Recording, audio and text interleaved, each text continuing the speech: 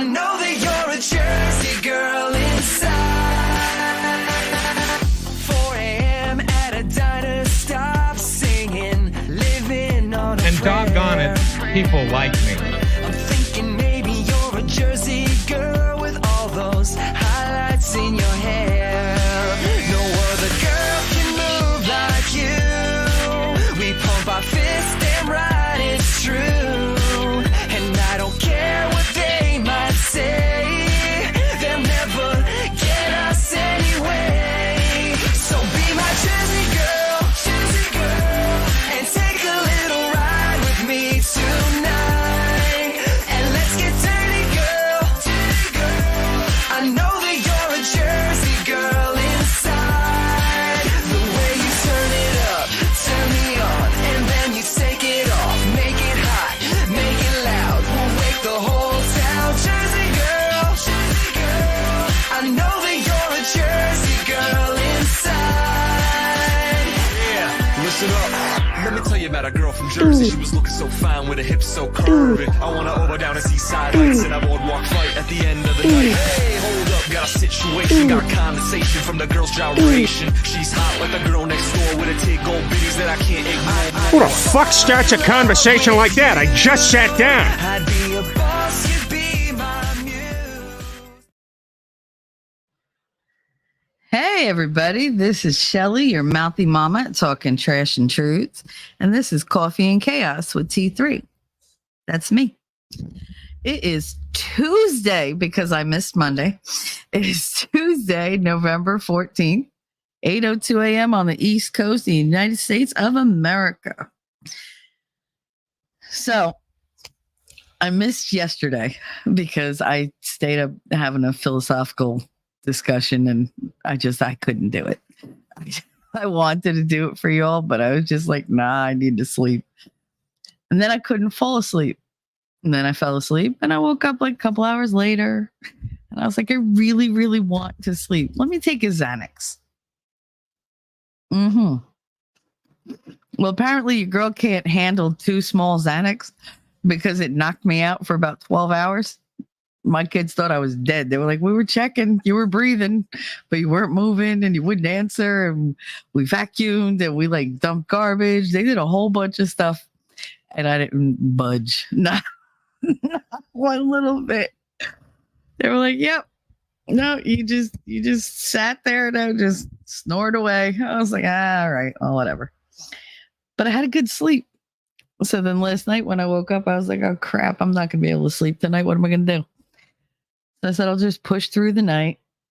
I'll do some research. Wound up doing a lot of research.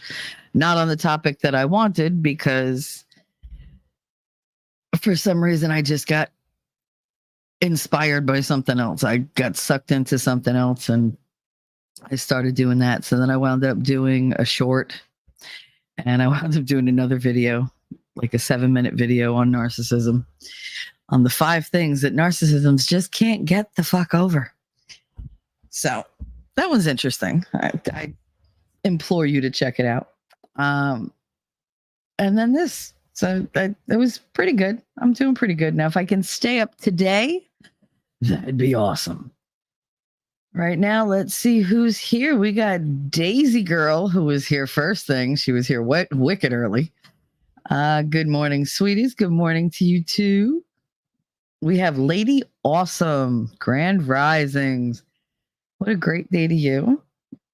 Daisy said it's Tuesday. It's Tuesday. I already had my steak, so we're good. Rabbit said, talking trash and shoes. Hey, Shelly, how you doing? How you doing, Rabbit? Love you, girl. And Rabbit with her very helpful reminders.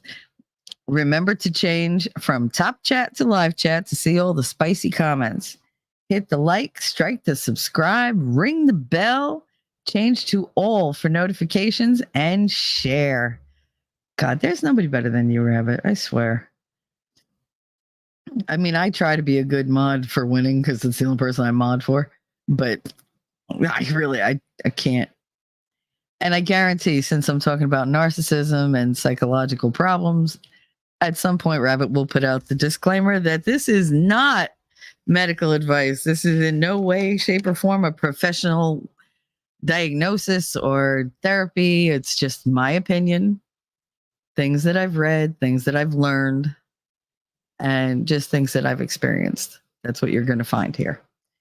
So if you want all that clinical stuff, you got to go somewhere else. If you want a heart to heart, this is the place to be. So what I wanted to talk about today, it came on the heels of watching the ever lovely Jessica Reloaded and the dulcet tones of Shizzy Wiznut as they went over the Amber Heard Johnny Depp trial. I believe they did day 5 and 6, if I'm not mistaken. And they did that last night. And I was in there and I was, throwing out different things that I know about narcissists and everything. Rabbit, just for you, T3. This channel does not give legal, medical, or any advice. This channel is for educational and entertainment purposes only. Yes, everything that comes out of my mouth is my opinion. And if nobody likes my opinion, they can shove it. Switch the channel, whatever. Outpost Nerd. Good morning, good morning, good morning, good morning, good morning. I know it's a terrible thing to say, but you're going to deal with children, so I feel a little bit of grief has to be worked in there for you. But have a good day. Hope you have fun at work. Try not to, upset anybody. I know it's difficult when you work with children. I do. I feel you. But yeah, so watching Shizzy and Jessica's stream last night, which they had Kaiser Pineapple on there for a while, and a very brief but memorable hello from the Broken Baker.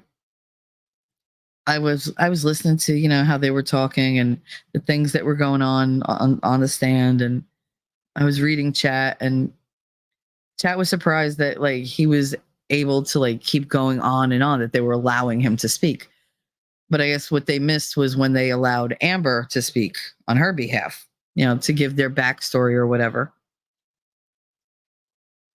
Outpost said, no, they don't need to upset me. Well, they pay you to be upset and to control it. So, there's that.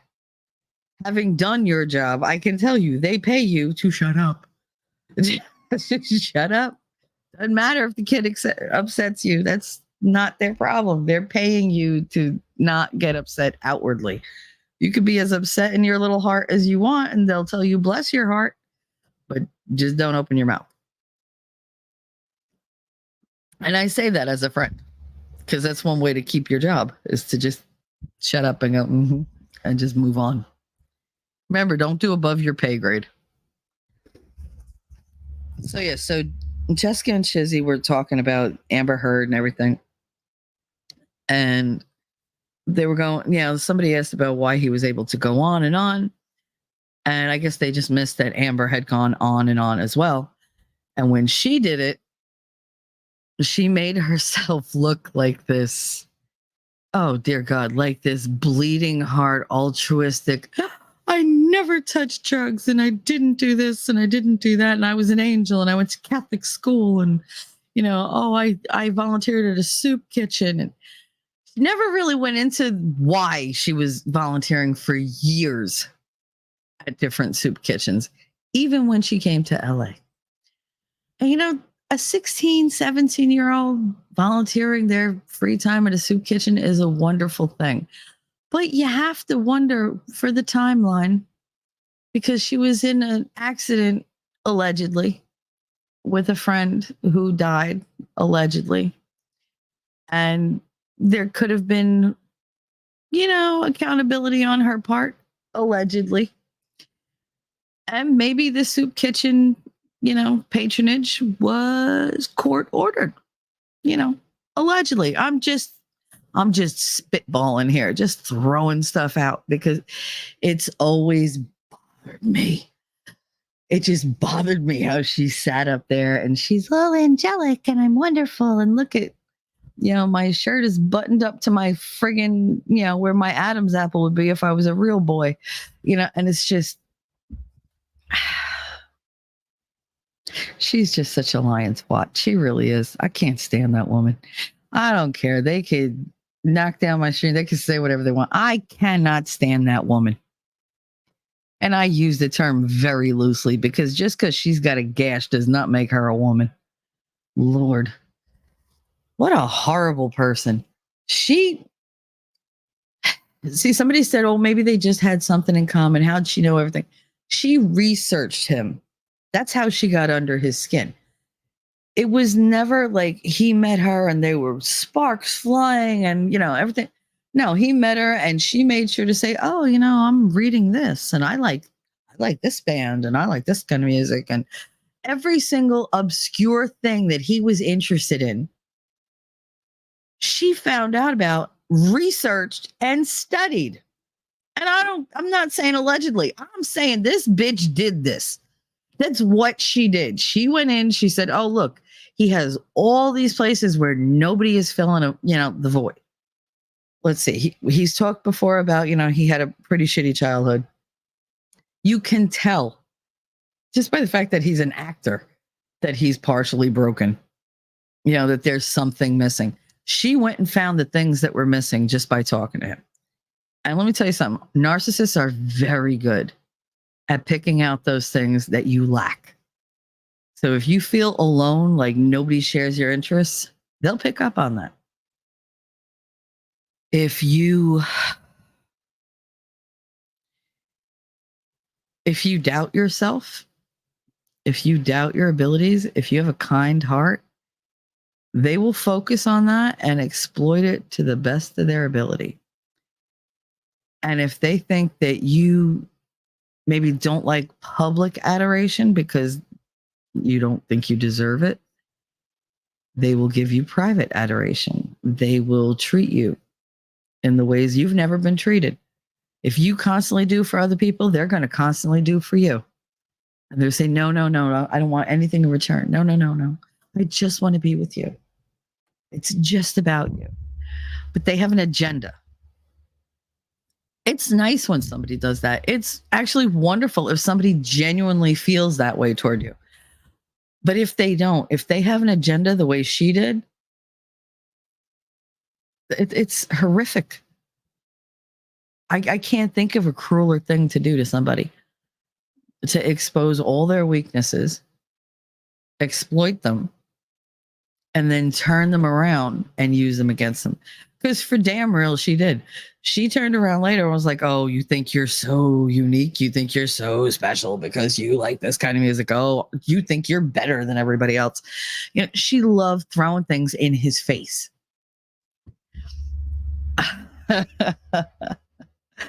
I should have known. Winning reality. Good day, sir. How are you? Daisy Girl said piss pay. Yeah, that's what Nerd makes because that's what I made.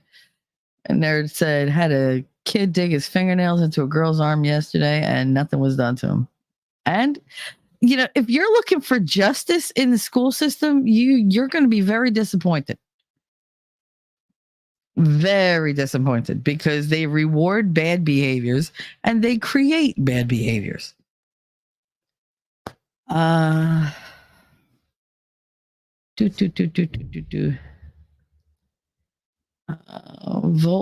told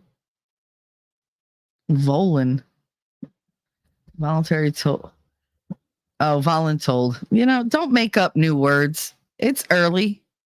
God. Serve at the soup kitchen.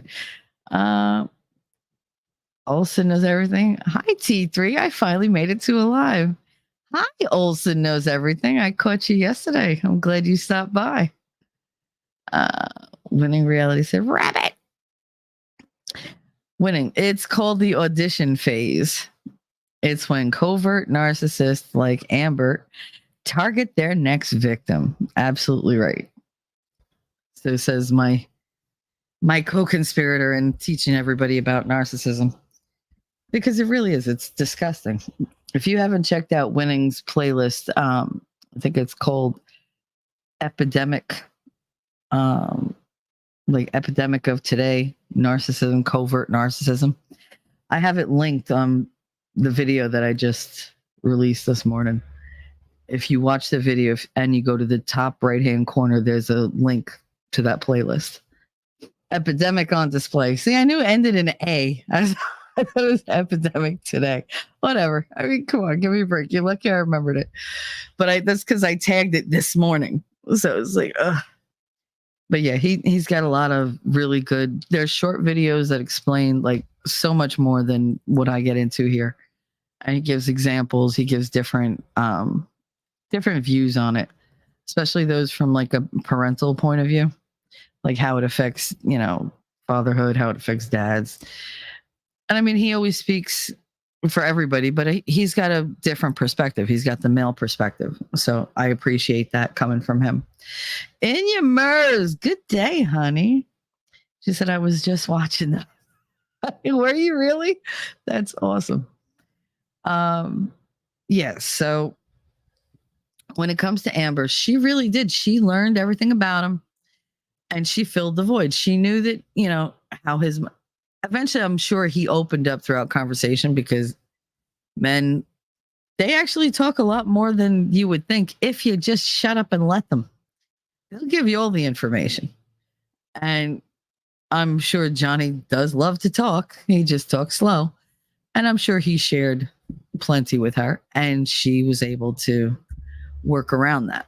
Like she made sure not to show any of the traits that his mother showed until she had him hooked. And she did the sex kitten thing.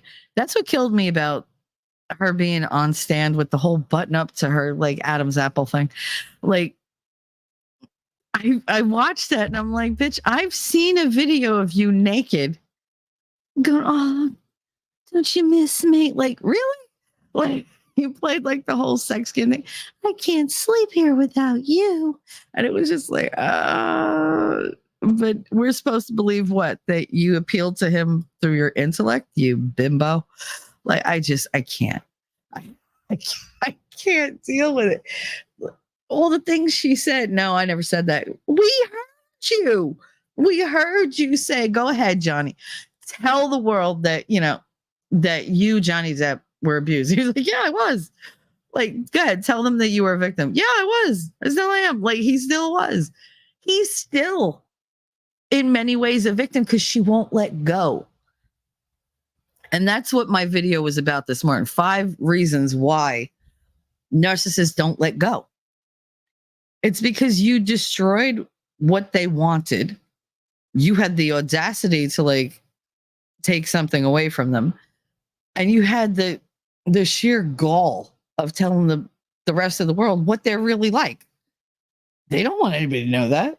They've worked very long and hard on creating this persona. So everybody thinks they're sweet and funny and charismatic and, oh, you're so charming and you're so nice and you're always smiling. You're so beautiful.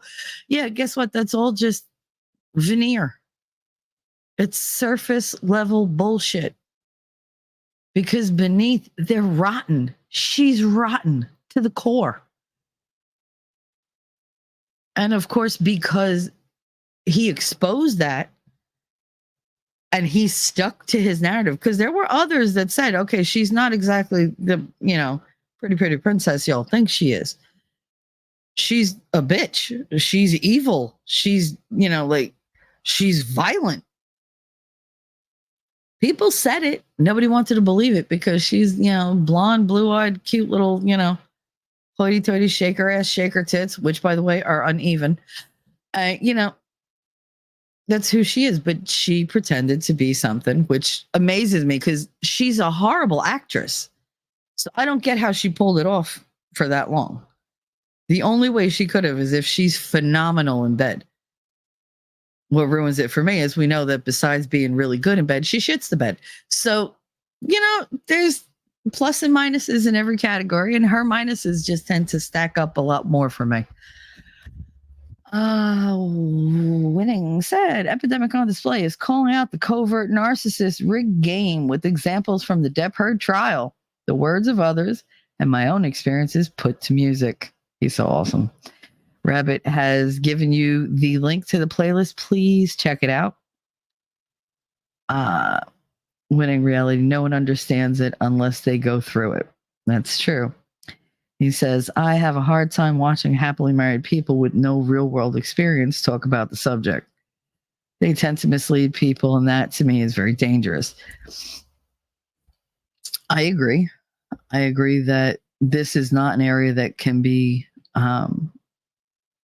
treated lightly at all, because there's such an epidemic of narcissism in the world because they have isolated everyone. And when you're isolated the way we've been for the last 40, 50 years, being told only think about yourself, only worry about yourself, people are worrying only about themselves. And you have these opportunists who are out there who go, well, I have no talent of my own. I have no, real self-worth, but I need to feel like I do. So I'm going to ride the coattails of other people. I am going to sap the energy out of really creative people who are full of light. I will steal their light and destroy them, but it'll lift me up. So that's what works for me. And that's what they do. Epidemic on Display is my earliest work. Well, I mean, not for nothing, Winning, but I met you when you were talking about narcissism. You were on somebody's stream and you were on panel talking about narcissism, and I was in the chat talking about narcissism. And yet, for some reason, we just couldn't connect. It took us like 5 more months, 6 more months to even like try to be friends. And now look at us. See? Because you get me. Inya said, my ex was a narcissist, I think. And I absorb people and don't realize it when I'm doing the same crap he used to do. Then I'm like, oh, this is some Marcus shit. I think I lived for so many years in his shadow. That's how I learned to cope, to mirror people. And I'm working on it. Listen, the thing about being with the narcissist is if you're surrounded by them, like 1, 2, 3, it doesn't matter. Because believe me, there are all different levels of narcissists.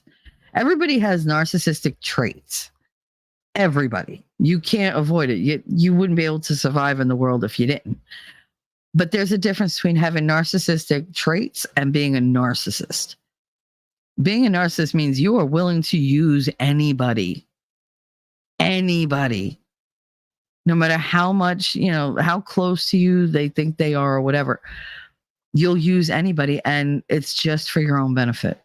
And if you burn them, you burn them. You don't care. On to the next one. They really don't care. And you do tend to, get permission to act that way.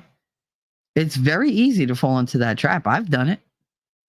And I don't have narcissistic, disorder or whatever it's called. Narcissistic personality disorder. I don't have that. That's one thing I don't have. But there are things that I've done that had me a little too close to being in that category, and they don't sit well with me. And I tried to make up for them. I tried to undo them. And you can't. You could just apologize and not do it again. And that's what I chose to do. I chose to apologize. I chose to not do it again. And to educate other people so that they can see it coming. Or they can get out of it if they're in it. Or they can rebound if they're out of it. Or they can forgive themselves forever going through it. Because what you do is you learn to blame yourself. JS, welcome. I've been subjected to 3 years of narcissistic abuse and gaslighting. I am sorry. I have still not got over this. Some days are difficult and some easier. This is 2 years down the road.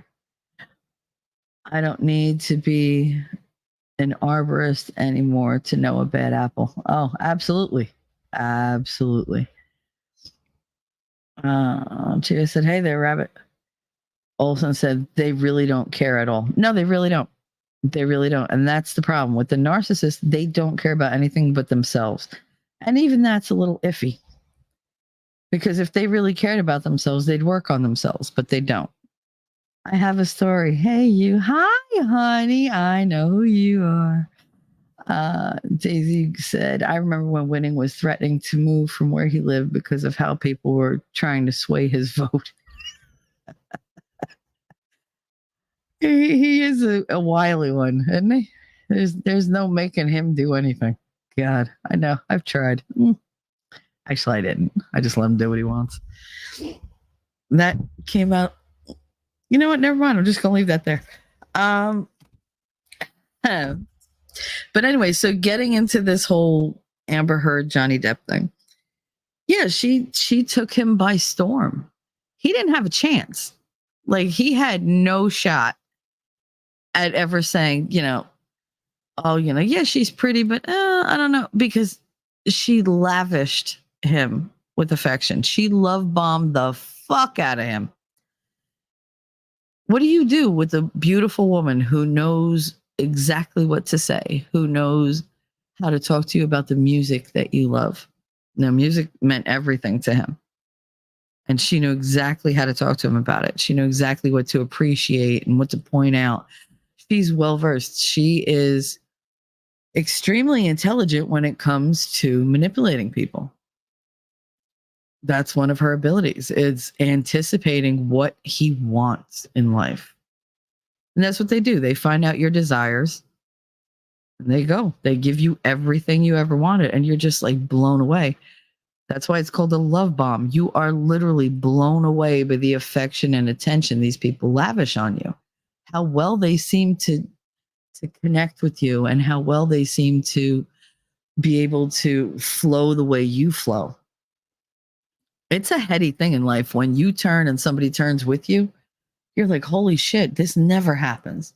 Because most people go through life navigating it alone, whether you have a partner or not. The mindset is usually very different. They say opposites attract, whatever. I don't know that I believe that. I think there have to be some differences. But I think when you find a person that you can lean with, when you find somebody who knows the same, dance moves, one who knows all the same lyrics, and will sing that song right along with you off key or whatever, that's the person that you're going to cling to. You're going to be drawn to them because they bring peace of mind. You're not always wondering what their agenda is. You're not always wondering, oh my God, are they going to screw me over? Because they are so much like you. That's how she got him. He lowered his defenses because he wouldn't hurt somebody like that. So when she mimicked his behaviors and mimicked how much attention to lavish on him, the way he lavished his attention on his friends, when she pointed out how important her friendships were and how family was and, her past abuses and stuff like that, he felt a kinship with her. So, of course, he didn't expect her to turn out to be the monster that would try to bring him to his knees. And have no doubts about it. I think if he hadn't gotten out and he hadn't gotten that trial, he was headed toward unaliving because she destroyed that man. She destroyed his reputation. And he even said it. He said, I'm a 50-year-old man. How can I always be wrong? Like, I'm a 50-year-old man. Why can't I sit here and watch TV? I'm not ready for bed. I don't want to go to bed with you right now. If you're tired, you go to bed. I'm not tired yet. I want to watch a movie. I want to listen to an album. I want to play the guitar for a little while. He earned the right to live his life the way he wanted to live it. But that to her was like rejection. And he said she had an extraordinary reaction to it, which I can understand. Because it's the little things that set them off. Things that you just take for granted would be okay with the normal person. To a narcissist, it's, oh, how dare you go against what I want? It's a betrayal. And then the waterworks start. And the histrionics, because when they said she was histrionic, I was like, you damn right she is, because she's melodramatic. She's so over the top. Unfortunately, she's also over the top in her acting. She overacts, which is why she can't cry. Because she's overacting. She's not emoting. She has no idea how to feel a real emotion. She doesn't feel them. I'm sure she feels panic. I'm sure she's been feeling that for a while. Desperation, that too. But if you think in any way, shape, or form she doesn't see herself the same way as this like perfect princess, you'd be lying to yourself. There's very little in this world that could damage her self-image in her head. Because if she ever saw the real her, she wouldn't survive it. There's no way. It's my honest opinion. The way I've dealt with narcissists, if they discover who they truly are, if they have nowhere to look but there, they go crazy.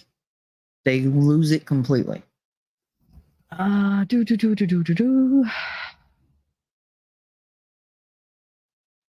go back because I get ahead. Winning said, I hear you, JS. I went through 10.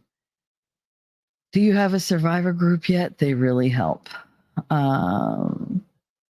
Daisy, I was going to move if Stacey Abrams became governor. He's such an ass. Daisy said, I guess he had demons at his door. Yeah, Stacey Abrams, apparently. KK winning. I couldn't remember the whole story. Thank God you only stopped at 2 Ks. Jeez. A little too close for comfort. He said, I knew what you meant. JS, hi, winning. I just do YouTube self-help. Ironically, my previous relationship was similar, and I paid for counseling as I thought it was me. That helped. I mean, we always think it's us. That's one of the things I want to talk about with the coping behaviors. In Ymers, sorry, very random, but my son was humming a song, and my tone-deaf self didn't realize what it was. My husband was laughing, and he was humming, never gonna give you. Oh no! Did you just rickroll me? Stop! Never gonna give you up. Never gonna let you down. Never gonna run around and desert you. I hate that song. Just so you know. I hate it with a passion. But it made me laugh, so thank you. And he said she can have some of mine. Outburst, you better love her because she's had it hard. Her dog stepped on a bee. I'd like to step on her face. I don't like her. But I mean, even if I stepped on her face, what would happen? I'd bounce right off those cheek implants. God. When they get plastic surgery, they're supposed to look better. Why does she look so much worse? Have you seen pictures of her lately? I've seen meth heads that look better than she does. Jesus. With all that, well, she used to have money. Maybe now she's buying her cosmetics at CVS. That'd be funny. What's the matter, Elon? Are you not supplying that child support the way she likes it? I bet you're not. Winning reality. Survivor groups are great. You'll realize fast how many people understand what you've been through and how common the pattern is of what you went through. If you're on Facebook, there are many groups. What? You want to go to the crapper without me?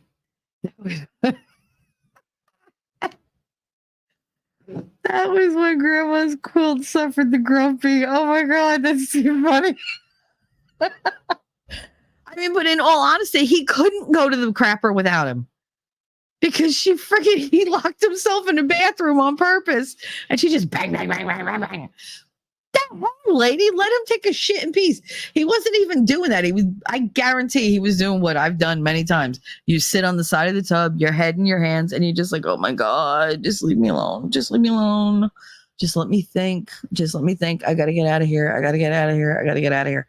Like, that's all you're thinking is, how am I going to get away from this crazy bitch? Because believe it or not, the narcissists in my life were not all male. No, a lot of them were female. And you just run.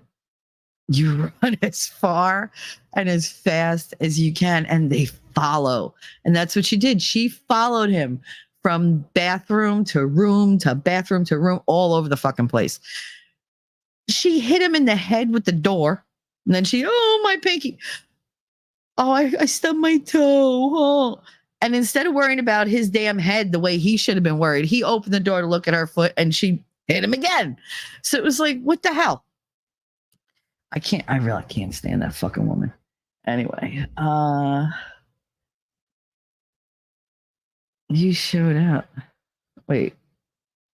And you said, is in the room still a thing? I stopped using it. I should probably start again. I can't Facebook. It makes me crazy. Yeah, no, I avoid Facebook at all costs, but I post there. I just don't go there. So whatever somebody's done to my Facebook is what they've done. I didn't like all the little things that they created. I liked it when it was just one feed. Whoop, that was it. Now it's like 1,000,001 freaking things. I just finished a short clip of her entering her new movie premiere with hardly anyone clapping. First of all, they sat her in the middle of the theater, not even the middle front. She's like 4 or 5 rows back or like toward the middle. Her sister went wearing, now this is a supposed, premiere of her movie.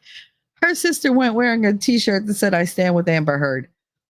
I want a t-shirt that says, "I stand on Amber Heard," and there's just a daisy coming up out of the ground. Read from that what you will. I'm an English major. Interpretation is everything. Yeah, no, she's a tinsel twat. I can't stand her. I have sorry. Don't ignore me, Dan. Absolutely. Fatal Attraction. When she's like, "I won't be ignored, Dan." It's like, oh my God, you crazy bitch. Like, it's just, there was a bunny in the pot. Yep. I always look at these girls and I'm like, yep, that's the kind that's going to boil your bunny. And I don't mean it in a fun sexual innuendo way. She will take your bunny and boil it. And we're very protective of our rabbits around here. So no. And puppy dog Whitney until wearing her "I stand with AIDS." Yep. I thought that was hilarious. I was like, these two have no idea how ridiculous they are. They really don't. Lady Awesome said, AH totally took advantage of the character JD hired her to play. He was making a movie based on his favorite book growing up, and he put that character on a pedestal, and she fit the part to a T. Absolutely. Absolutely. You know how you felt about Hunter. If it said AH... If it said AH, it could be asshole.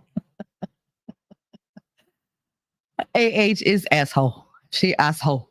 Just like YT. Lady Awesome. JD didn't fall in love with AH. He fell in love with the character. JC said, "Keep my name out of your voice." Okie dokie. Lady Awesome, absolutely. He fell in love with the character. That's what she did. I mean, she was never her authentic self. I mean, if she was her authentic self, he would have run for the hills so goddamn fast. There wasn't a security person in his life who would have let her be around if she was her authentic self. Jerry would have had her gone. He'd have been like, "This bitch is crazy. You don't need this. Johnny, get rid of her. There's better pussy in the world." I mean, honestly, that's what it comes down to. Because that's all she was. That's what she should have been. Because she had nothing else to offer. And don't get me wrong. A great piece of ass, you can put up with a lot for a great piece of ass, but you're not going to marry it. Not with that crazy attached to it. And she was relentless with him. Absolutely relentless. And yeah, I would like to say she just needs some help, but based on all the therapy she had, it sounds like they really tried to help. She just couldn't be honest even to herself. Here's my thing about her therapy. She knew, and nobody's going to convince me different. She knew where this was headed. She knew she was going to need backup. And she is smart enough to know I'm going to go to the doctor and I'm going to tell her all these secret things that he does to me. How horrible he is behind closed doors. How I get hit. How I'm a victim, but I'm strong and I won't let him overcome me. And she doesn't tell her, oh, he wanted to go see his daughter and I told the world that he was going to go get high instead. And he proved that he was actually just going inside the house to see his daughter. And when he tried to go see his daughter, I threw a fit and you're killing me. This stress is killing me, Johnny. Or how, when they were like, talking about separating or whatever, she was like, oh, you old man, you're old ass. Nobody wants you. Oh, you have no accomplishments. A lifetime of work this man did. Loved beyond measure. I mean, beyond fucking measure, this man was like loved for his characters. And she had the nerve to be like, oh, 21 Jump Street. Bitch, what were you in? Because it's been 30 some odd years since 21 Jump Street and people still talk about it. I've seen so many movies with her in it. I could not tell you what movies she was in because I didn't notice her, not once. She was just as shitty as the extras. When they were like, oh, she was in Magic Mike, I had to go back and watch it. And I was like, oh shit, like she's on stage and they're like performing on her. And I still didn't know it was her. She was that forgettable. What's that one movie, Zombieland? The only reason I remembered her in that was because I went back to look at it. And that's my favorite because she gets killed horrifically. And I laugh every time. Every time. Zombie her gets killed. I love it. I just want to sit there and just replay because she's just a horrendous, disgusting person.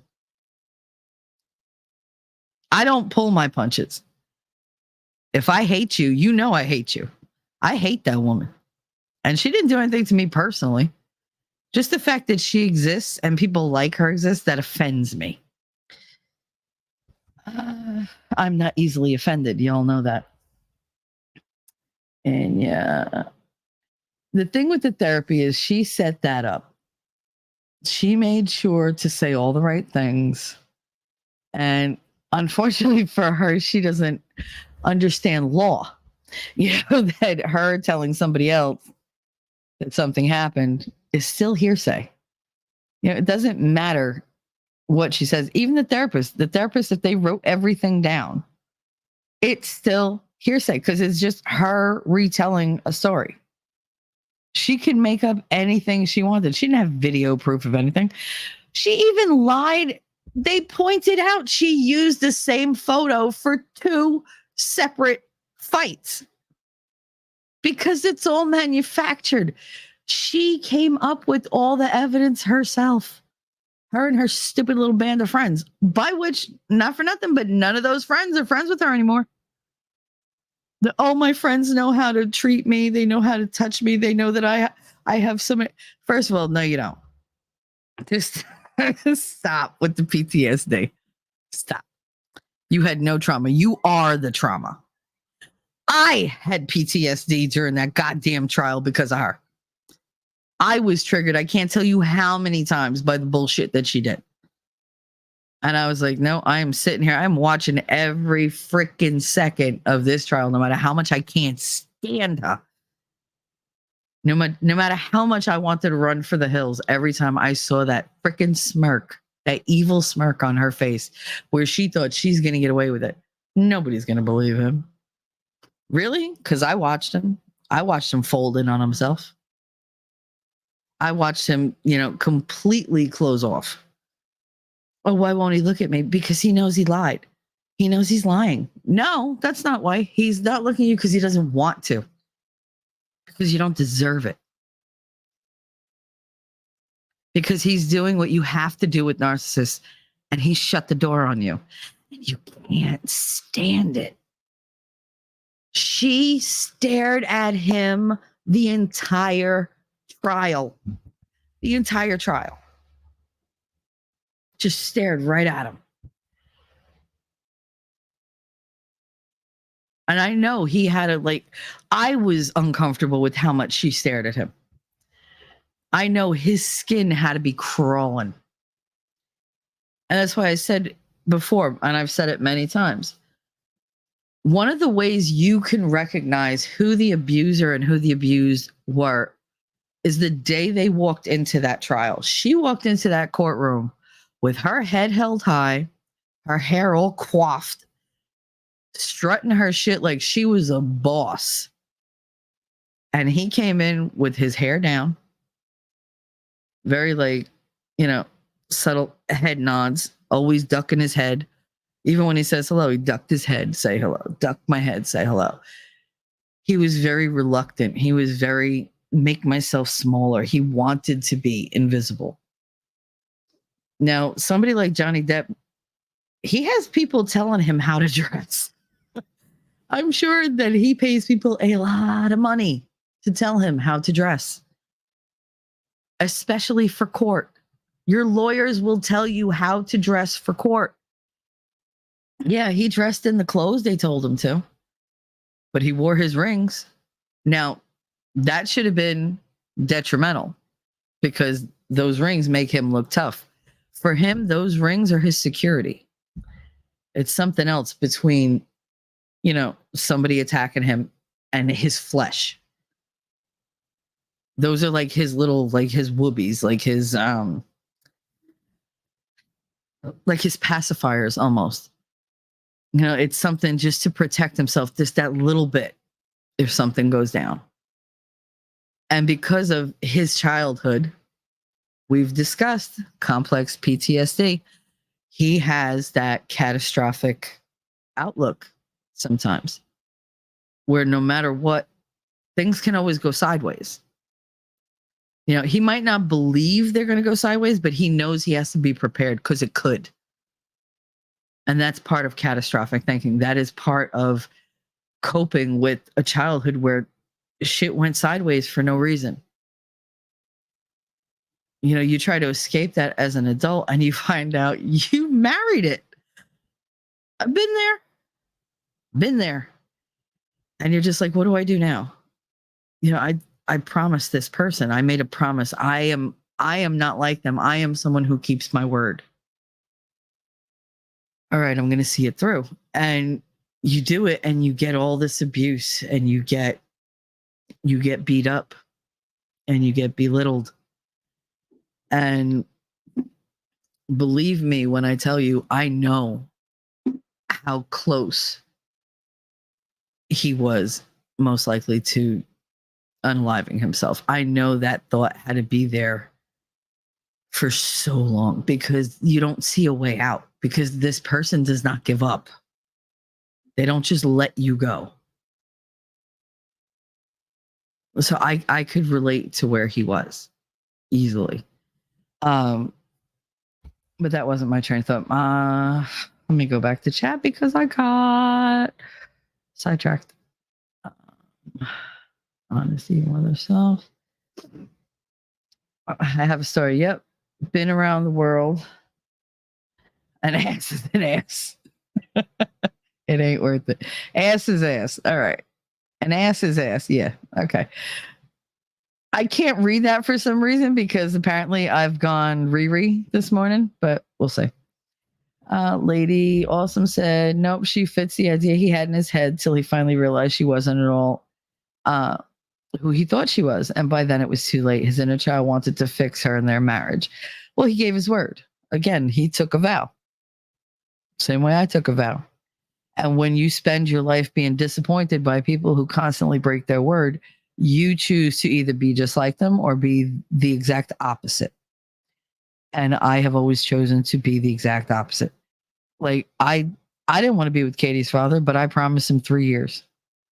3 years and then I'm done. If it's not working, I'm done. Was it a lot to give? Yeah. Was it worth it? No. But I kept my promise. I kept my word. And when the 3 years were up, I said, dude, I kept my word. What'd you do with yours? Like, you didn't do anything. You wasted 3 years of my life. Thanks for that. Nobody was looking at her in that scene. Yeah, right, girls. Well, no, I mean, I tend to look at, everybody in the striptease. Kooky that way. But yeah, no, I could not remember that she was in that. Who did she play in Zombieland? I don't even remember her. I can't remember if she got hit, if her head hit the side of the sink or somebody hit her with a sink or something. But I don't know, it was a whole corner of a something and then she went brainless and dead and it was great. You should definitely look it up. It's definitely on YouTube, without a doubt. Just put, Amber Heard dies in Zombieland and should bring it right up. Lady Awesome JD reached the level of fame on 21 Jump Street, and that was the level of fame she and most of her age will never know.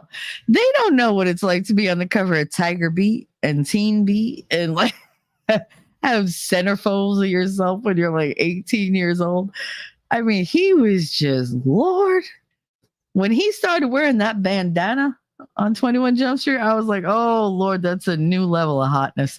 Like that pushed my puberty straight into hyperdrive. Ugh. That and Labyrinth, because let's face it, David Bowie, that movie was most of our sexual awakenings of that age. Those pants, man, Lord. Anyway, it's hot in here. Lady Awesome. I remember going when I was young and JD was in Chicago while on 21 Jump Street, and the amount of teenagers that were running down the road next to the limo, the teen heartthrob, isn't the same as it was back then.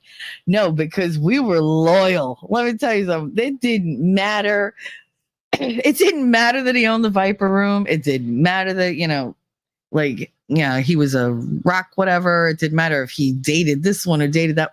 We didn't care that he had girlfriends. We really didn't, because he was like the ultimate fantasy material. Like you were just like, I don't care. Someday we're going to meet and we'll lock eyes and because that's what heartthrobs were to us when we were young. It was fun. It was just, oh my goodness. They just don't get it. They don't get it anymore. Their attention is too friggin' like, oh, he's not rich enough for me, or he doesn't this, or he doesn't that. And like, I can't.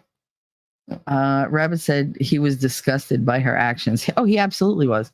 Because he's not a mean person, and she is a very vile person. Have you heard the way she talks to people when she doesn't know the mic is on? Oh my goodness. Her mother went to say something to her at some benefit or whatever that they went to, and she was like, don't talk to me. Don't dare you look at me. I was like, this bitch. Like, I have a problem with my mother, but I still wouldn't do that to her in public. In private, maybe. I don't know. But it depends. She's got to really like push my buttons for me to get there. And just, oh my God, the way she talked to her sister. Yeah, I can't. I will wind up binge listening to your stories. I have a story. Oh, Inya's going to listen to all your stories. I have a story. That's awesome.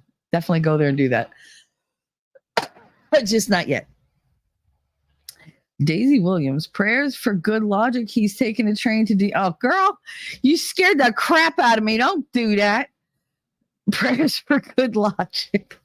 He's taking a train to DC today to stand up for the Americans still in captivity. Yes. This will be a huge gathering of Jews. Please, Lord, keep them safe.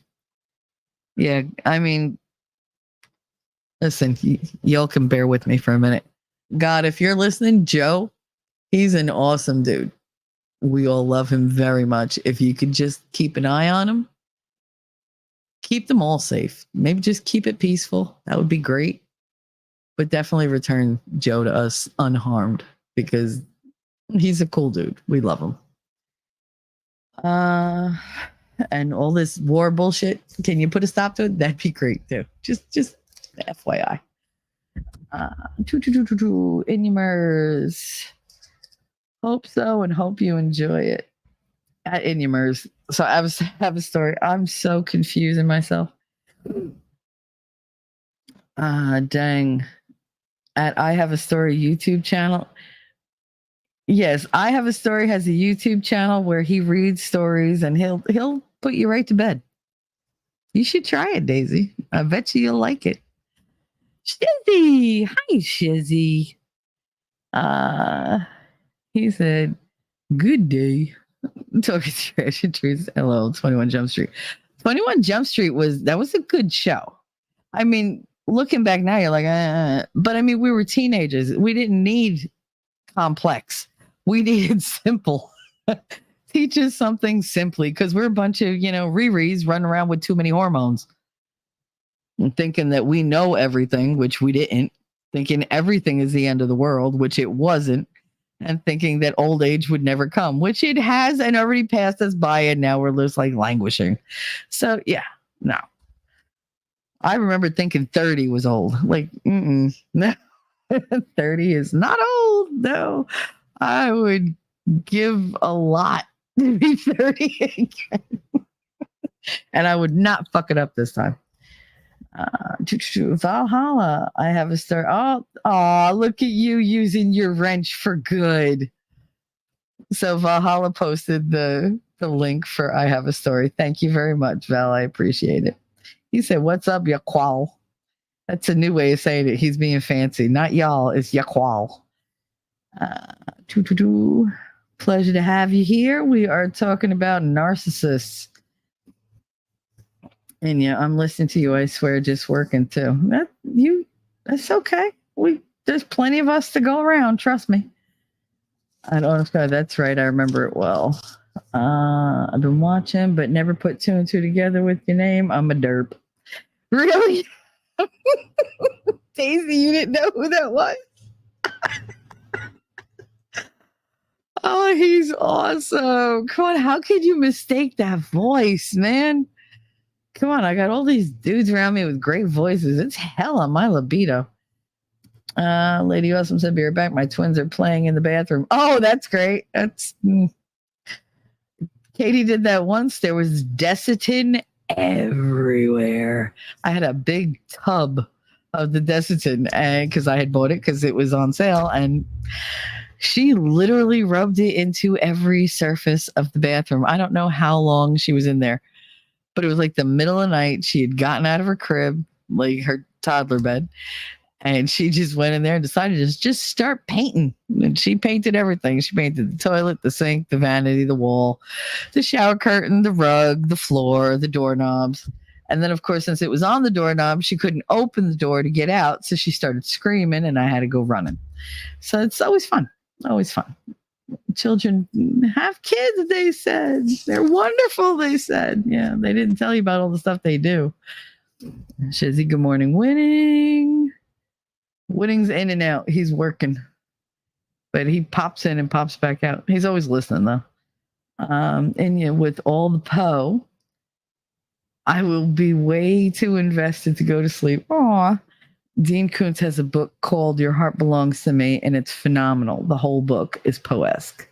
Nice. All right. Potty time sometimes turns into playtime in the sink. And there's two of them. Listen. There, Winning Reality said, cheers! My cousin Jessica decided to flush herself when she was about 2. And she was just standing in the toilet. My uncle was doing something. He was supposed to be watching them. And my aunt was grocery shopping. And my uncle heard the toilet flush. And then heard it flush again. And then again. And then again. And he was like, what the hell? So he went to go see. And he sees my cousin Jennifer sitting on the floor just watching as my cousin Jessica stands in the toilet in the bowl itself and just keeps flushing and flushing and flushing because she wanted to go down like the poo. And he was like, what are you doing? So he had to grab her up out of there. Her feet were frozen from the cold water. And he was like, why didn't you stop her? Because Jennifer's quite a few years older. She was like, I just want to see if she can do it. So see, it doesn't matter how old they are. They're always going to be trouble. But yeah, she just kept flushing. I just want to see if she could do it. You know she couldn't do it. And then, of course, when Harry Potter came out, I get a phone call from my cousin. Go, did you see the new Harry Potter? I was like, yeah. She said, did you see what they did? Yeah. She's like, that's what I was trying to do. I said, this movie did not come out back then. You can't use it as an excuse. She was like, yes, I can. She was like, and I'm gonna. I was like, yeah, good luck. So, but I thought it was funny. Hey, winning. Who are you? I used to take my Star Wars figures and pretend the toilet was a cave. Oh, for the love of God. Anyway, back to the Amber Heard, Johnny Depp thing, the narcissism. The whole reason that she got under his skin was because he needed things that he didn't get as a kid. He didn't get them from, Winona Ryder. He didn't get them from Kate Moss. He didn't get them from Vanessa Paradis. And it's sad that I know more of his dating history than I know of the people in my own life. And he didn't get these things from them. She could see what he needed. She could see where he had never been put on this, like, not pedestal. He'd been put on a pedestal by many, many people because he was a rock star. He was a celebrity. He was, a famous actor. He was a great person. So the pedestal was a place that he was used to. He knew you fell off, get back on, fall off, get back on. She gave him a nest. She gave him a home, something cozy, and that's how she portrayed it. I'm going to be here for you. I'm going to give you all this love and affection and adoration. And you're never going to have it as good as you have it with me because I understand you. I get that you did all this stuff. And then when she got that from him, she made sure to turn it around on him and be like, you know what? You pretend to be this like great guy. You're nothing. You're old. You're fat. You're this. You're that. And it was just nonstop, just chipping away. And that's what they do. And what she failed to, what she failed to anticipate was once she got on that witness stand, and she started talking, there's no editor there to make her look better. There's no way that they can use movie magic to suddenly make her into a human. And we got to see her and we got to see him. And like I said, he came in, he pays all these people. This is where I left off, where I got derailed. He pays people to tell him how to dress. Those lawyers are professional. They would tell him, do not leave your hair down. It makes you look like a rogue. It makes you look, rougher. It's not the look we're going for. We want a cleaner, older man, responsible kind of look, whatever they were going for. And I guarantee he said, fuck you, no, and put my hair down. I don't care what you say. I'm leaving my hair down. Because he came in there with a curtain of hair, thick and long, and right in front of his face. And the entire time that his hair was down, he tilted his head forward and he let the curtains close so that not only could he not see her, she couldn't see him because he needed that. He did not have enough, I don't want to say courage because it took all the courage he had just to go there, but he didn't have that extra bit of bravado to put his head up and just walk in. He didn't know what he was going to walk into. He didn't know what the reception was going to be. He didn't know how it was going to go. He didn't know how she was going to act. She's always going to be a wild card to him. And so everything that went on, he had his hair to hide behind. And his eyes are bad, but he doesn't need to be an inch from the desk to see something. And that's where he kept his face most of the time. When he was drawing, he was right there down on the drawing, like just because he just needed something to help block out everything that was going on. He could still pay attention to what's going on, but be a little detached from it so he didn't react to it. Because I cried for most of the stuff that was set up there. I can't imagine the pain he was in. So yeah, he wasn't drawing and eating candy because he's narcissistic, fucking idiots. He was doing it because he's damaged, because he's traumatized. When you have a kid that's repeating, like if they see a crime and you take them for their statement, there's not an office in the world that's going to take a 4 or 5-year-old, put him in an interrogation room and be like, you tell me what you said. No, they got to get the social worker in there. There's going to be dolls involved. There's going to be crayons and whatever is going to make that kid comfortable enough to open up. And how does the kid look? They don't face you. They don't look you in the eye. He couldn't look them in the eye. He had to look down, because he was scared. You're used to getting hit for telling the truth. You're used to getting hit just for being you. And you could see that on him. You could see that vulnerability. You could see that childlike fear that he could never let go of and that she just brought to the surface. She was just abusing. Her mere presence abused him again and again and again through that whole trial. And then to sit there and listen to her spout lies directly to his face. She had no fucking compunction at all about holding back. Nope. Come on, they told the damn shrink that her expert idiot that he was, Marlon Brando, isn't he dead? Oh, Jesus Christ. Like, I can't with the with the Mr. Mouth fucking, what was his name? Dr. Spiegel? He looked more like Dr. Smeagol, but he was like Gollum. But he sat there and he was just like, well, they told me it was vomit. It was ice cream, you idiot.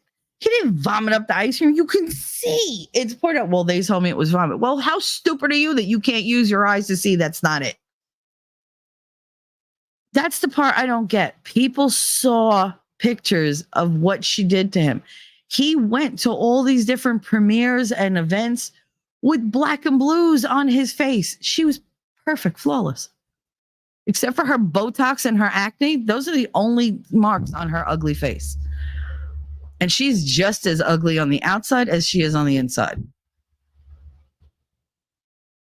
I don't give a fuck how many guys like, I'd do it. You're going to stick your dick in crazy? Then be prepared. Because they're crazy, that uncorks it. It's like a plug. And you're crazy. That's the end of your life. Women like that make the rest of us out here look horrible. Because then we have to work double to prove we're not like that. And that shouldn't be the default. No man or woman should walk around thinking they're going to be taken advantage of every time somebody shows an interest in them. How the hell do you, go on with life? What is there worth in life if you don't have somebody to share it with? If you don't have somebody look at you and say, you know what? You're worth so much to me just as you are. That's rare now. Never used to be. I don't know, it makes me sad. It makes me very sad that she is becoming the norm. And it makes me very, very sad that there are so many men out there who go through this and keep it to themselves because they don't think we care. Because we've proven to them over the years we don't care. We've proven that we want them to be masculine 24/7. They are not allowed to have emotions. They're not allowed to speak the truth. And they're certainly not allowed to stand up for themselves. God for fucking bid. That's the message that they're getting.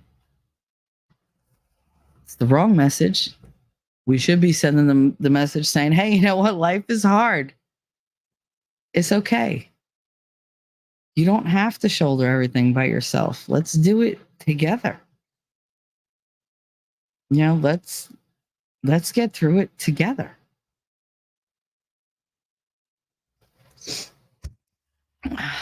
All right, that little diatribe put me way behind in chat. Oh, not too bad.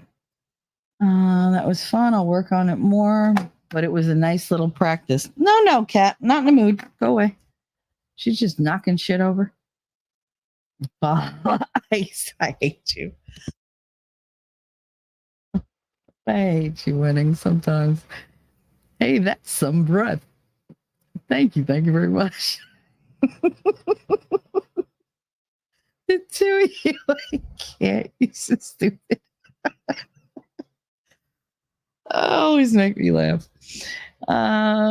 Lady Awesome. I have a story. Lucky I haven't had an issue with the toilet so far. Playing in the sink, whether the drain is clogged, and that's happened before. Yeah. I mean, the drains always clog. Daisy, for all you book readers, NYT best-selling author Blaine Pardoe of Red Dawn hosts a show on Tuesdays with other authors on the Future Conflict channel. Oh, and today's comic book writer, Mike Barron. Nice. Thank you, Daisy. I've been on a poetry kick lately. I will be adding to the T3 story time, whatever. My mother found a book of poems at my aunt's house that they used to read to me. So I'm going to read some of those. So those will be on there. I've been on a poetry kick lately, rereading my favorites as a teenager. They mean something different now, don't they? Isn't that amazing?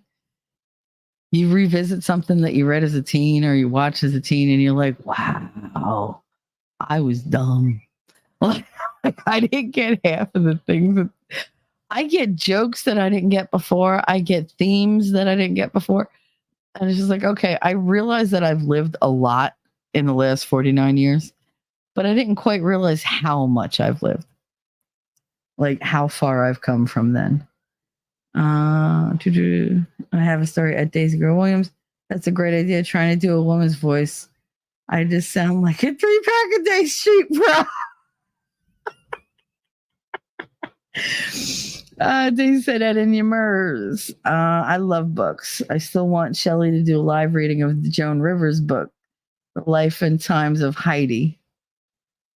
You never told me you wanted me to do that. Of course I'll do it. Let me write it down. Jesus. It's going to go on the same list with all the other stuff that I have for winning to look up, or that I'll look up and winning will do. And what is it called? It's called The Life and Times of Heidi. The Life and Times of Heidi. And it's by Joan Rivers? Really? Really? And of course, my pen ran out of ink. Whatever. It is what it is. But I wrote it down, so I will look for it and see what I can do for you. No promises, but I will try my best. I'll try and find and read that.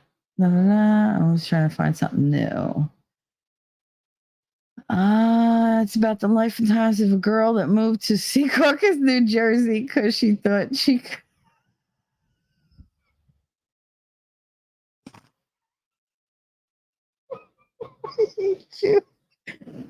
Oh God, Daisy! It's about the lifetimes of a girl that moved to Secaucus, New Jersey, which is right next door to me, because she thought she could find "quote unquote" cock there. Well, if you can't find cock in Secaucus, you got issues, or you just ugly. There's plenty to be had. God. Oh, hell, there's a whole friggin' stadium there. Some Emily Dickinson or Rossetti might be fun. I've heard some recitations of Dickinson by a man that isn't bad, still resonates. That's awesome. I love that you guys are so literate. Yeah, I love Joan Rivers too. I do. I love her. I loved her sense of humor. She would say things that as a kid, I didn't get her. But as an adult, I was like, oh, I so get this bitch. Like, I was right on board with her. I did that with the van guy. I don't think I understood a word of it when I was 17. Oh, Vonnegut. You talking about Kurt Vonnegut?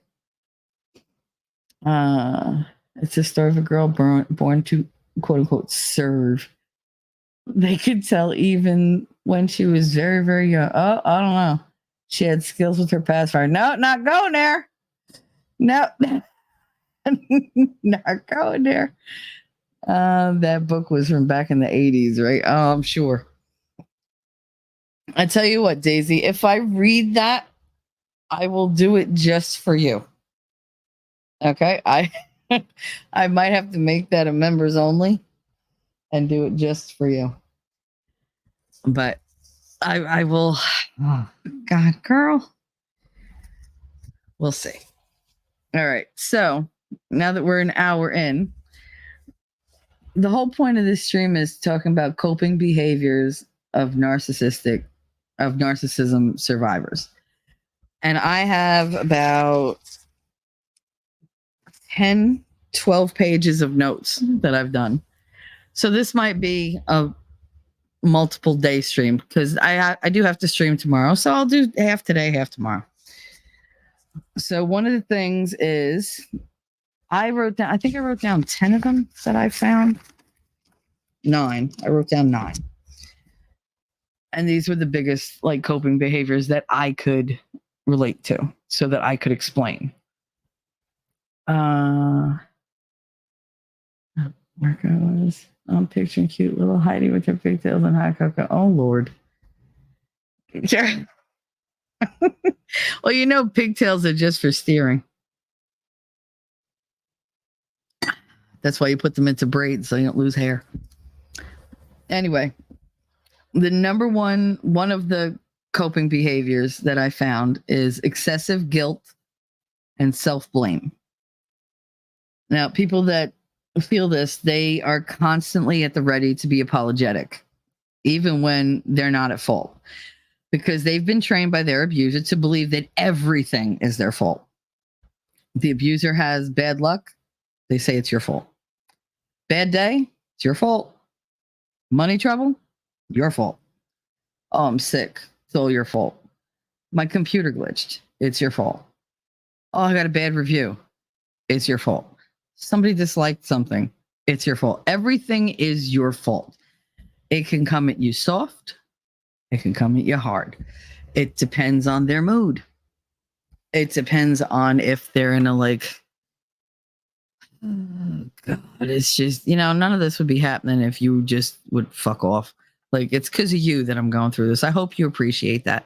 Like, they know how to turn it so that they blame you and then make you apologize and say thank you for them staying with you, even though it's not your goddamn fault. You didn't do anything. So this constant assault leads to low self-esteem, self-worth, self-respect as the abuser.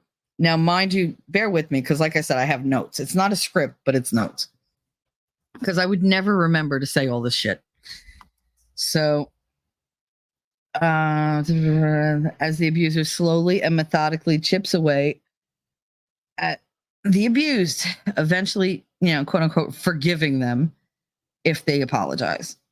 This is ego-driven and abandons all logic through the use of emotional manipulation and retaliation. Survivors eventually realize they're not to blame, but are now conditioned to react with automatic apologies. This leads to, and this is something that I do all the time, compulsive apologizing. It's a defense mechanism used to avoid conflict when the victim encounters any negative feedback from anybody, which includes just silence. Silence can be deadly to somebody like me because I don't know what they're thinking or what they're going to do. There's no indicators as to what's coming next. So the only thing I could do is preemptively apologize. You know, you constantly check the water. And the more comfortable you are with somebody, the more safe you feel, the less you do it. But when you first encounter people, you're always testing the water. Always, you know, it's always finger in the air, trying to, which way is the wind coming from now? You know, like you're always ready like a hair trigger to apologize. I mean, you jump on that shit. And it's really, it's hard to explain to somebody who doesn't know what it feels like to be blamed for every breath the other person takes. Like, if it's raining outside, it's raining, couldn't you like do somehow it's your fault. Something will be your fault. Maybe they didn't have an umbrella because you rushed them, or maybe you didn't warn them that it was gonna, like, you could live in a completely different place, like a different part of the world. And they're like, why didn't you tell me that the forecast said rain? Bitch, I don't live where you live. That's how I would normally answer. But no, somebody like that, you're like, I'm sorry. I guess I should have looked that up for you. I'm sorry. Because you just don't want the constant barrage that's going to follow. Because it just starts that they're not mad at you for that thing. They're mad at somebody else for something else. And they're going to take that one little thing and they are going to destroy you throughout the course of the day, over and over and over. And they will withhold from you, and they will berate you, and they will belittle you. So all you do, you just apologize. You rush to apologize. Doesn't matter if you did it or not. You want to blame me? Blame me. It's all right. But I'm sorry. I'm so sorry. How can I make it up to you? You become this very apologetic, very gun-shy person. And sometimes it's better to just say you're sorry than be made to be sorry later. I would rather pretend that I'm sorry than to have to beg because I really am sorry later, because they made me sorry. And I've been on both sides of that, and I don't like it. Excessive blame. Eventually you get to the point where they blame you for so much that you can't help but blame yourself for everything. You see everything through their lens. So they don't even have to work to blame you anymore. They just look at you and they know you're going to do the right thing by them and blame yourself. You're going to put yourself down. You're going to take on everything is my fault. I can't do anything right, blah, blah, blah. You suck up the narrative because it's the only one being offered to you. People don't like to interfere in things like that. So they don't step in on your behalf. They don't say anything. They just watch it happen because they figure, well, that's, she's saying sorry. So obviously she did it. Because they don't understand. They don't understand you've been trained to do that. And they don't understand how hard it is to break that because you're so afraid of what's going to come after if you don't apologize, if you don't say, yes, it was my fault. Because they're not going to claim accountability. So you become accountable for everything in your life and theirs. And then they get to live, like whistling Dixie, easy peasy, and you're stuck with all these responsibilities that you didn't sign up for. And now everything is your fault and you're a horrible person. And they will definitely publish that narrative to the world. Another coping mechanism is hypervigilance. And we have talked about hypervigilance in detail before. Actually, before I go into that, is there anything anybody's got to say about the apologetic?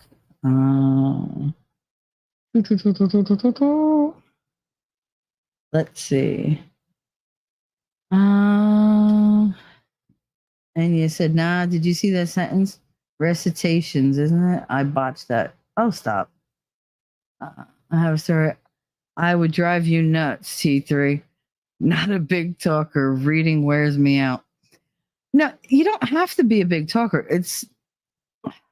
There's different kinds of silences. There's the silence where somebody is just comfortable with you and you're just kicking back and doing your own thing and just enjoying the vibe of being together. And then there's the kind of silence somebody uses against you because they know you have, they know you're trepidatious. They know that you're hesitant because they're in a mood. You can feel the mood coming off them, but they're going to withhold information so you don't know which way it's going to go. And then there's the silence where they punish you when you're like, but what's wrong? What did I do? What do you want? And they just won't talk to you. They just cut off communication. They're there, they're right in front of you, but they purposely ignore you and treat you with silence because now you're just a piece of shit that's a waste of their time, and they can't stand to even look at you, let alone talk to you. And that can destroy a person so quickly because you're like, wow, you can't even talk to me? Like, is that what we've become? Like, is that what this is? I give and give and give, and you can't even answer my question? The level of disrespect that comes with that dismissiveness, it's demoralizing. It makes you feel like you're a piece of shit, like you're nothing. This is somebody you do everything for. You give chance after chance after chance.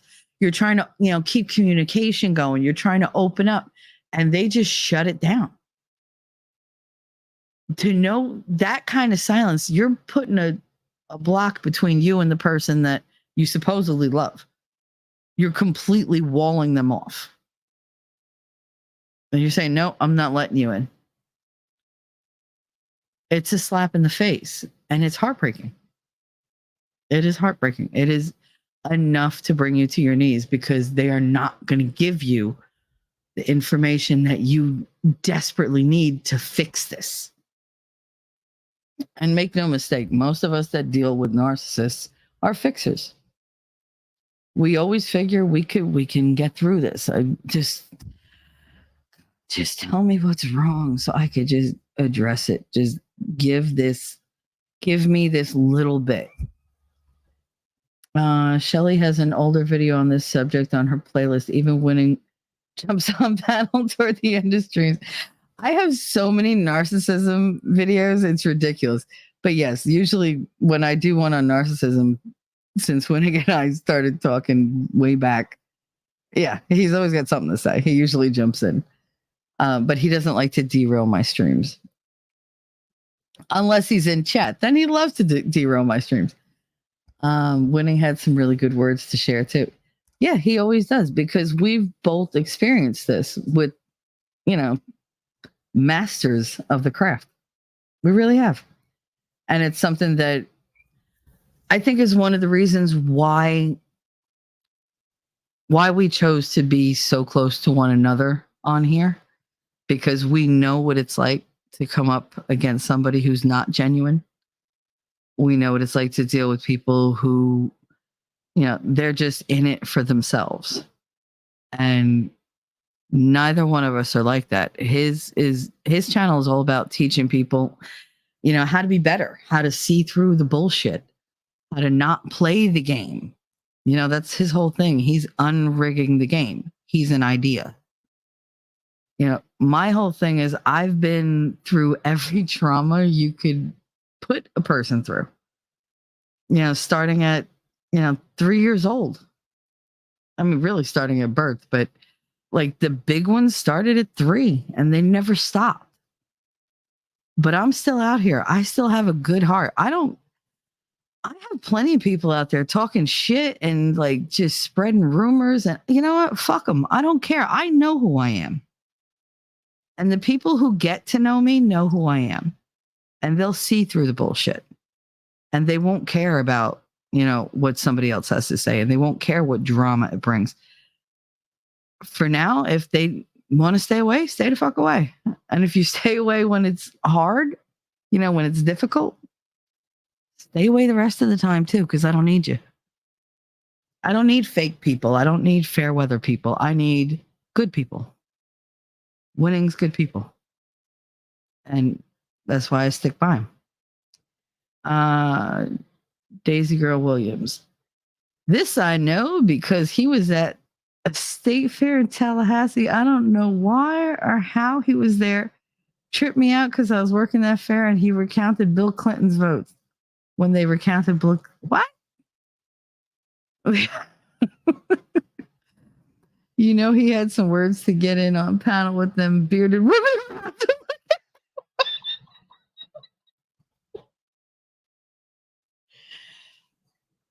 Oh God. I think he's more of a gentleman than that. I'm just saying. I think he is more of a gentleman than that. All right, moving on to hypervigilance. Hypervigilance is another one. We talked about that before. The attacks on personality, actions, appearance, friendships, and relations can come at any time with little to no warning. It's the emotional and psychological equivalent of navigating a minefield. Each and every movement, word, or accomplishment can trigger an explosive attack from the abuser. Hypervigilance. These are painful, demoralizing, and humiliating, as the abuser often cares little about where they explode or who is watching. The more comfortable they become in their power over you, the more public the encounters will be. As now, they also serve to isolate you from your support system. I have a story. Look, T3, all I said was, she just spanks a little too hard. Jesus. First of all, there's no such thing as spanking too hard. I mean, not with your hand, because there's only so much pain your hand can take as well. I hate to say it. Implements, you got to be more careful. I mean, there's riding crops, flails, cat o' nine tails. There's a flogger. There's a paddle. There's tennis rackets. There's ping pong paddles. There's belts. There's wooden spoons. There's charcuterie board.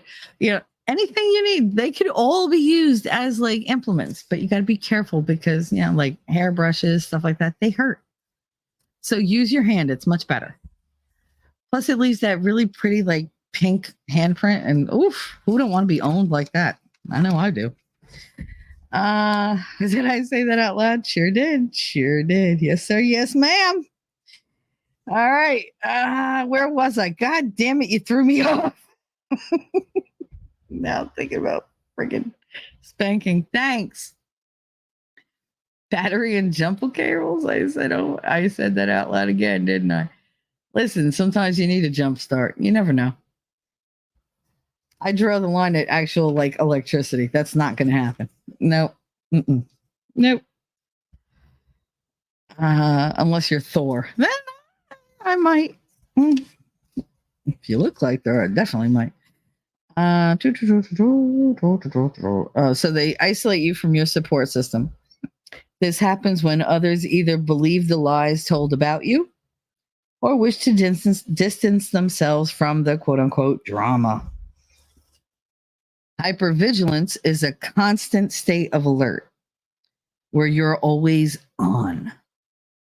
And it's true, there's no way to relax. I do not know how to relax. We're working on it, but I do not know how to just kick back and be like, oh, nothing's going to happen. I could just zone out. No, that don't happen with me. I'm always ready. You're always on scanning for changes and here's the thing, you scan for changes in attitude, tone, body language.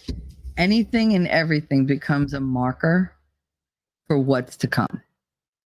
So you could be in the middle of a conversation and they're talking, and all of a sudden you hear this little teeny tiny change in either their tone or their pitch, but you know what comes after that. And you will scramble to try to like put a lid on it, to settle it, to like placate them in any way, shape, or form. And if you can't, and you realize you can't, you get ready to run. Because fight or flight is never off. It's fight, fly, freeze, fawn, and there's another one. And sometimes the fawning is what you have to do. You have to lavish them with like these over the top compliments, and you have to sing their praises because their ego requires it. Make no mistake, it's the ego that pushes their entire narrative. Rabbit, gotta go, but we'll try to be back soon. Okay, Rabbit, love you. Make sure you come back because I'll miss you. But yeah, all that is part and parcel with what's coming. It just takes a little inflection in their voice for your entire body to go, oh shit. And you're just like, because you just know, because you're so programmed that, okay, I'm gonna get yelled at, or I'm gonna get hit, or I'm gonna get this, or I'm gonna get that, depending on the type of abuse they use on you. I've had relationships that were nothing but psychological abuse. I've had relationships that were nothing but emotional abuse. I've had relationships that were heavy on the physical abuse. And the older I got, the less I was willing to just stay hit. You know, the more I was like, well, you're going to hit me anyway. So guess what? I'm going to hit you back. And if we're going to go, we're going to go. Like, you better kill me, because I am not going to stop once we start. The psychological was different. The emotional was different. One second. Sorry, guys. I have the heat on, and it makes it really difficult to keep talking without taking a sip, and I forget. So it kind of chokes me, which, you know, normally I like, but yeah, not when I'm talking. So these things all go on, whatever. And you go through them and you learn that, okay, this is going to hurt. So you try to jump ahead of it. You try to get ahead of the catastrophe before it happens. It keeps the survivor from setting off the abuser, but it also keeps the potential abusers at bay. Like, if they see you, you know, being aware of them, if they see that you're onto them, most likely they know that you've been through it. You're not going to put up with bullshit. And you could also weed people out really, really quickly. You'd be surprised when you have this hypervigilance, when you learn to anticipate what people are going to do, how quickly you can just turn away from them. You're just like, that was one red flag too many. Gotta go. Like, sometimes you go right at the first red flag. You're like, nah, ain't worth it. Nope. I'm not invested. I'm not going to be invested. I'm out of here. See ya. Or you keep it light. Keeping it light is always fun, because then it's like, sometimes you keep it light. And then all of a sudden this person means like the world to you. And you're just like, fuck, I did it again. And you just pray that they're not, you know, they're not in it to hurt you. And it gets hard. It's hard to have faith in people like that when you're so used to being on the receiving end of horrible things. You just don't think good things exist for you. And that leads to number 3, which is people pleasing. By the way, Rabbit, Lady Autumn said, see ya later. And Daisy said, love you so much. And I have a story said, see you later. And I'm sure if Winning was here, he would say, see you later, Rabbit, love you. Because he does. He adores his rabbit. Number 3, people-pleasing behaviors. I am so guilty of this one. So guilty. Abusers mold their victims into the useful idiots they need them to be through anger and belittling. No achievement is celebrated, but everything is minimized or mocked.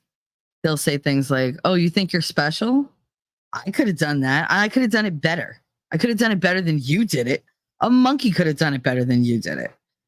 And you think you're something? Come on.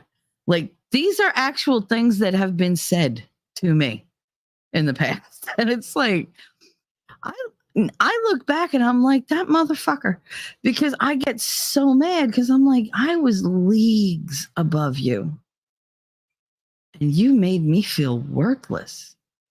Are you kidding me? Are you kidding me right now? And that's the thing that a lot of people don't see, that because that goes on behind closed doors. Some people in the beginning see those red flags, and they're like the red flags at Six Flags Great Adventure. Woohoo! I know some people are like those weird, like emotional adrenaline junkies. I can't. Like, I told Winning the other day, I was like, I want that T-shirt that says "You smell like drama. Get away from me." I just don't want to be bothered Like, if you can't bring me peace of mind or laughter, one of the two, fuck off. 'Cause I can't. I'm here like 3 times a week, usually, literally just telling you some of the most horrible things I've gone through in my life so that you don't do them. You know, it's healing me. Yes, I heal myself through talking to you guys all the time. But it's also so that people out there can say, hey, you know what? You know, I'm having a hard time talking about it. I'm having a hard time dealing with this. It's really hard to face, even in my own head. But I'm listening to this bitch pour out her heart and like tell everybody all her shame, all her hurt. If she could do this for everybody online, maybe I can do it by myself. Maybe I can find a therapist. You know, maybe I can find somebody to listen, because I have to get it out. Half the battle is getting the words out. You know, you don't have to sit there and go, oh, you know, my life was.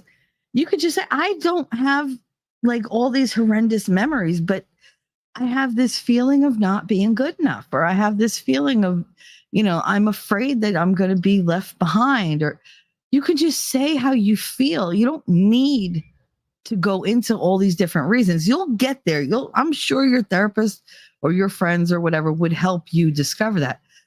But the thing is to say, I feel, I believe, you know, these types of statements about yourself, things that you've looked at yourself and said, hey, you know what? Maybe I'm not in the best of mental health. I don't think I'm that bad, but I could use a little help. I could be better. Love yourself, but always think I could be better. I'm going to be better. I'm going to try something new. I'm going to take a risk that I was afraid to take before. These people that look at red flags and go, woohoo, that's for me. I don't get it. I don't understand masochism. I don't want to feel pain. I don't understand sadism. I don't want to hurt anybody else. Pain to me is the most useless fucking thing in the world, whether it's physical, psychological, emotional. It serves no goddamn purpose. I know we like to spin it and say, oh, well, without pain, you can't appreciate, you know, You know what? I'm pretty sure I'd learn to appreciate them. Pretty sure I could learn to appreciate them without the pain. Pretty sure. I'd sure as shit love to try. But that ship has sailed. So yeah, now we just appreciate what we have and we try to overcome what we've been through. You know, you got to move past it. You got to move through it and get out of it. One thing with narcissists, nothing's ever good enough. You call this dinner? What am I to you, a dog? This is dog food. I'd rather eat cold pizza than eat this shit. It just shows me how little you care about me. Like, you need to put some effort in. Don't you agree? This is, again, something that was said to me. I made a huge freaking Thanksgiving meal, and he completely shit all over it. It was my very first Thanksgiving meal. Could the bread have been crispier? Yeah. Did the cornbread fall apart a little too easily? Yeah. Could the turkey have been, you know, a little crispier? Yeah, maybe. But it was good. It was edible. And it was the first friggin' time I did it. And nobody was showing me how to do it. I didn't have YouTube. I didn't have any of that. It was just me. It was just me figuring shit out as I was going along. And everybody else in the house doing whatever the hell they wanted.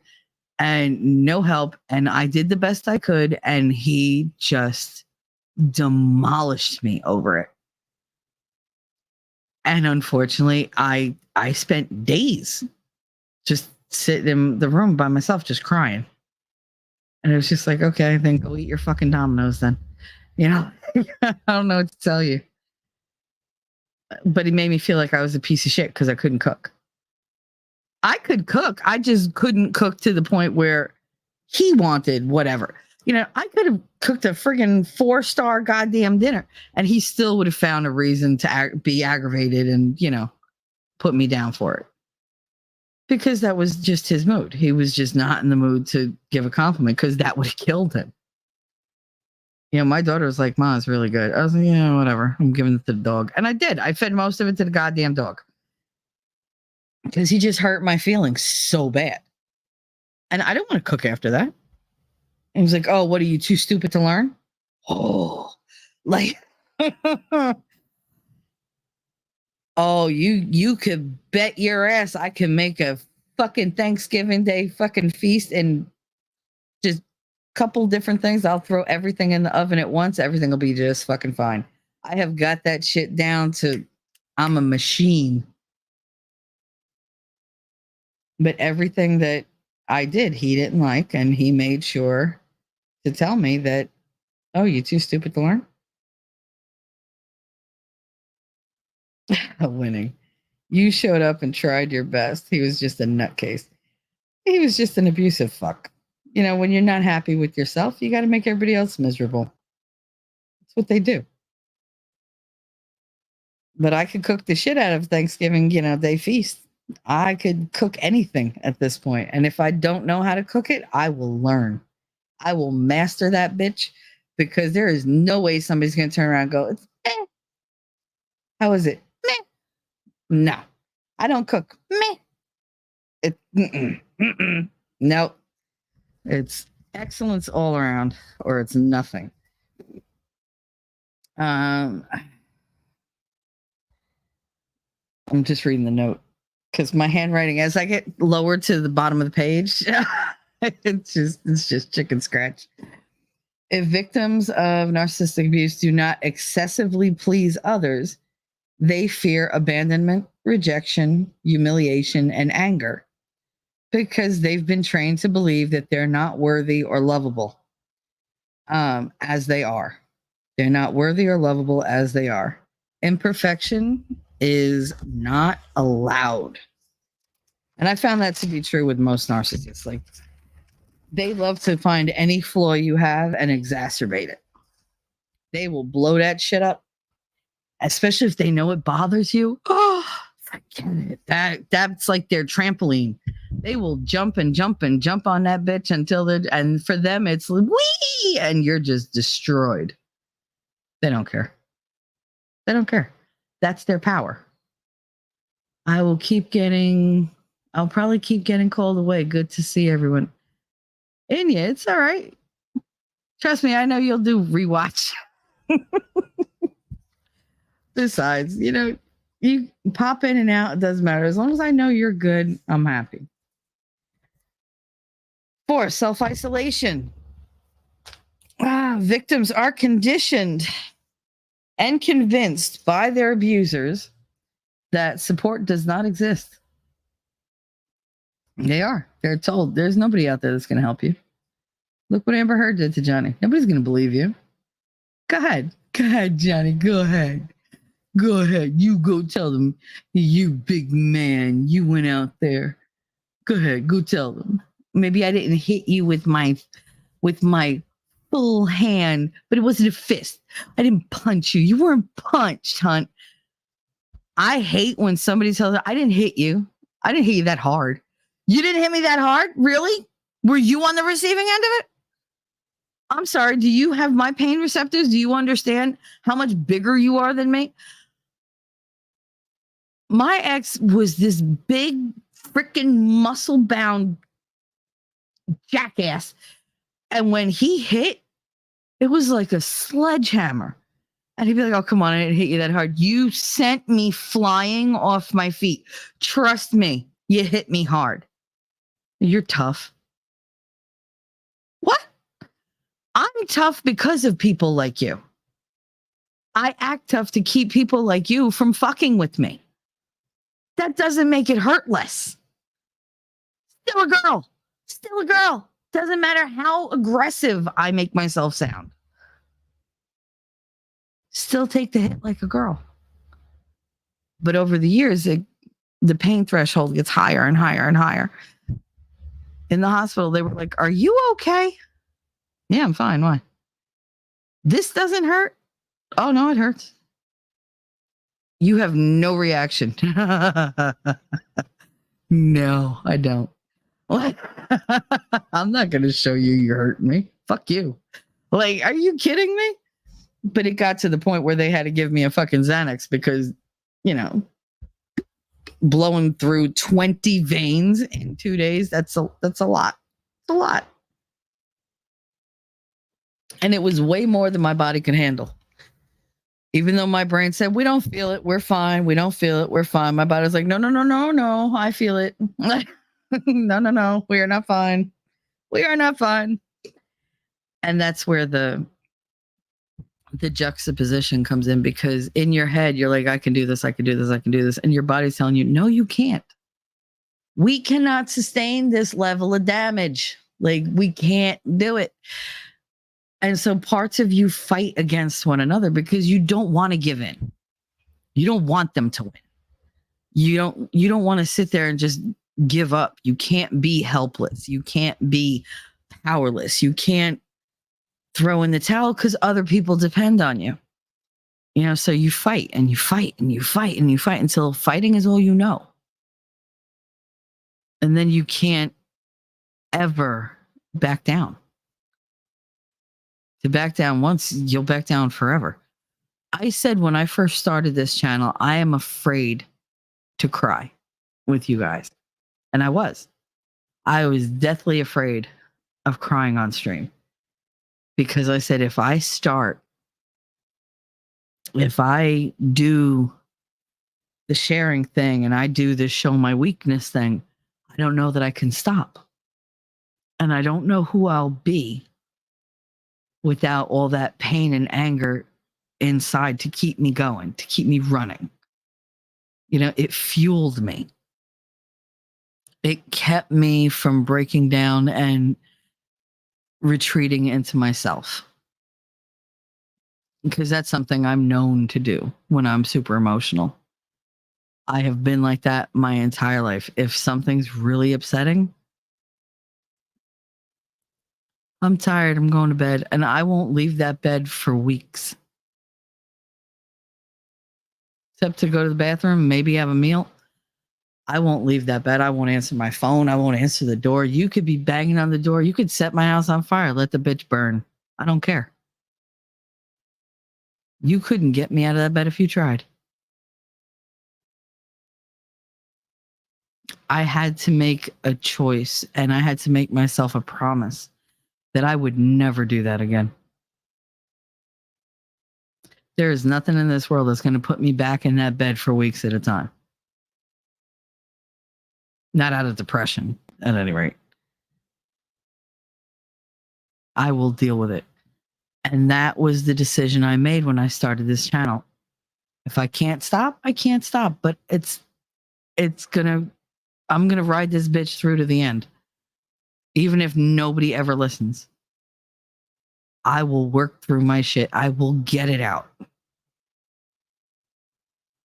You know, I will not let this defeat me, and I will not let this be for nothing. This has got to help somebody in some way. And that's all I ever wanted, was for my pain to at least be useful. Because it wasn't useful to me. It just existed. I had to process it. I had to get through it. I needed it to be useful to somebody else, because what else was I going through it for?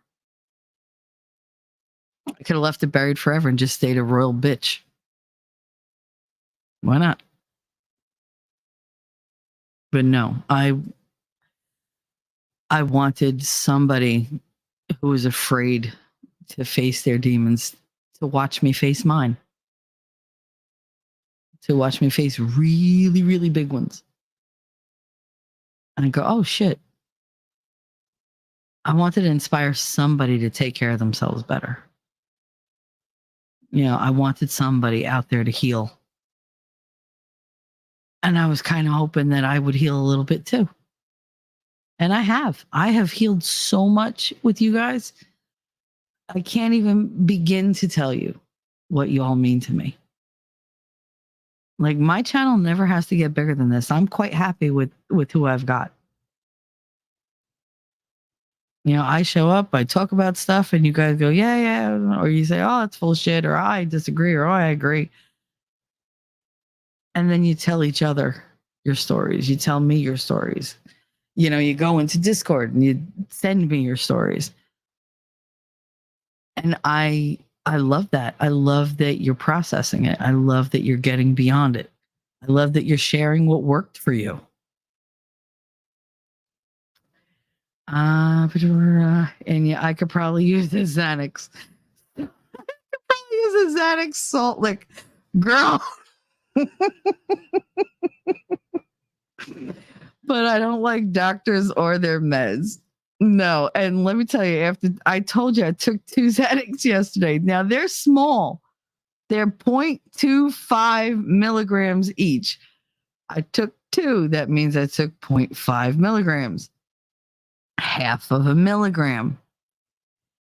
Now, normally to me, that would be nothing for any other drug, but apparently Xanax is quite powerful. And I don't remember laying down. I don't remember telling my daughter to do whatever the hell I told her to do. And I don't remember anything until I woke up and said, holy shit, what day is it?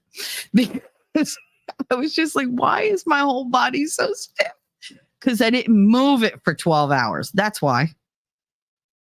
So it was just like, so now I I know not to take 2. And I promised that I would not take 2 because, see, I have this self-destructive tendency to play with pills. That's that little bit of death wish twinkling through. It's from years of just wanting to be numb because the pain was so much and saying, oh, look, I'll take 2 or 3 of these. I wonder what would happen. Recommended dosage 2. I wonder what would happen if I took 6. Let's try and find out. And that's what I used to do. That's how I ruined my stomach. Oh my God. I ruined the lining of my stomach. But that's because I used to just go, oh, look, they gave me Wellbutrin. One of them makes me crazy. What did 2 of them do? How about a handful? I'm that person that plays Russian roulette with pills. And I know that about myself. So I have to be very, very careful. And I have to be kept on a very short leash when it comes to that. So I took care of it. I made sure that I'm accountable. I made a promise. I agreed to something and I will be accountable to it. So I know I won't do that again. It doesn't mean I won't look for a loophole. But overtly, I won't do that again directly. It's mostly the crap they give you so they can get their kickbacks. Yep. And then you're a zombie with no memory. Yeah, you know what? Even now, I find myself in the middle of doing things and I'm like, when did I start doing this? Why did I do this? What the hell? I just made the decision to go do this and started doing it. And now I'm just catching up mentally. Like, what the fuck? And yeah, I promise you've helped me process things. Oh, honey. I've been trying to work through my childhood bullshit too, but it hurts. Then I feel guilty for it because it wasn't that bad. I'll tell you something. You don't get to say if it was bad or not. You don't get to judge the severity because you're the type of person who would minimize the severity because you're like, it wasn't that bad. Other people have been through worse. Girl, shut up. It doesn't matter what other people went through. Other people are not you. It's up to you to decide what you went through. It's up to you to deal with what you went through. And you could share it or not share it. You could talk about it or not talk about it.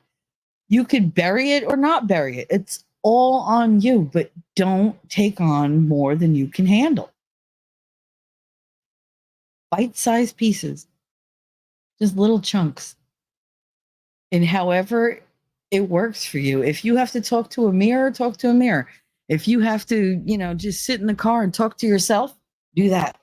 Wait, I'm about to readjust. And I hate to tell you guys, but I fell and I hurt myself. So I'm going to make really weird noises. So wait. Oh. I fell on my tailbone. So yeah. So moving, not so great.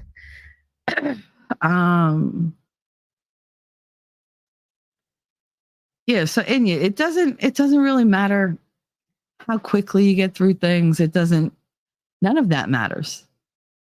The fact that you're trying, that is what matters. You're not just letting it sit there and you're not bathing yourself in the misery of it all. There are people who do that. Don't be that person. I don't think you're that person. I think you want to do better. You want to be better. But you also have to forgive yourself for every time you trip yourself up. You're going to trip. It's never going to be easy. You think this shit was easy for me? Oh, dear God. I tried talking about my father for weeks. And then I talked to my shrink and she was like, well, pick somebody. And this person means a lot to you. Why don't you talk to them? And then that person didn't want to hear it. They wanted me to do it on my own. I took it personally. I don't now. But at the time I took it personally and it hurt. And it made me not want to talk about it to anybody. And I spiraled into such a depression that day because I was just like, oh my God, like now I really have nobody. It was such an abandonment to me. And I can't put that on these people. I can't put that on other people. I have to deal with my shit. And then when push came to shove and I decided to actually come out with everything and, like talk about it however I could, that person was right there. So I was like, then what did you put me through all this shit for? God. In and out, in and out, in and out. I know what somebody wants. Oh, for the love of Christ. Just in case. Let's see. Where is it? Do. I'm looking for something because I said the magic words. And now, of course, I have to find it. So wait. Baby steps? It means setting small, reasonable goals for yourself, one day at a time. One tiny step at a time. Baby steps. For instance, when you leave this office, don't think about everything you have to do in order to get out of the building. Just think of what you must do to get out of this room. And when you get to the hall, deal with that hall, and so forth. You see? Baby steps. Baby steps. Oh, boy. Baby steps. Baby steps. Baby steps through the office. Baby steps out the door. It works. It works. Because I'm good enough, I'm smart enough, and doggone it, people like me. I didn't play that. That was the Phantom Menace. Jesus. I can't with you freaking. Oh, whatever. You know what? You know what I say to that. Good luck. We're all counting on you. Mm-hmm. Yep, we sure are. Ah, for the love of God. Anyway. Yes, that was the Phantom Menace known as Winning Reality, who likes to pop in backstage, throw a clip up, and leave. Because, why not? You gotta love them, though. You really do. So, Lady Awesome said, damn, girl, you slept 12 hours on 0.5 milligrams of Xanax. Wish I could say the same. Okay, I'm not. I know I don't do well on Xanax. I know I am highly, highly susceptible to everything that it does. So I have to be very, very careful with it. I had it. There was one time I was working. I had just started working, and I was working like for the year, and I had just started college again. And we had Sandy, Hurricane Sandy. We'd just gotten everything back. So I had like these 3 days of nonstop stress where I could not sleep.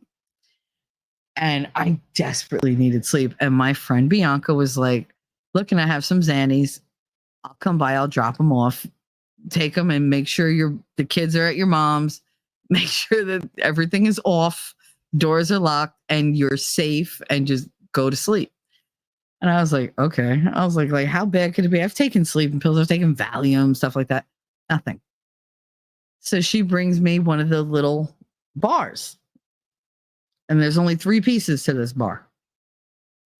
And I was like, okay. So I didn't know if that was the whole bar or if she only gave me what she had. And she was like, just take one and you'll be fine. Not realizing that one meant one of the little squares. So I took 1 bar, which were 3 squares. And I slept for a day and a half. I don't remember the weekend. I just remember taking the pill. And I think I did follow her advice. I took it in bed because she said, I don't know how fast it's going to hit you because you've never taken them before. And so I did take it in bed. But I mean, I missed like 40 phone calls. Like everybody's trying to get a hold of me.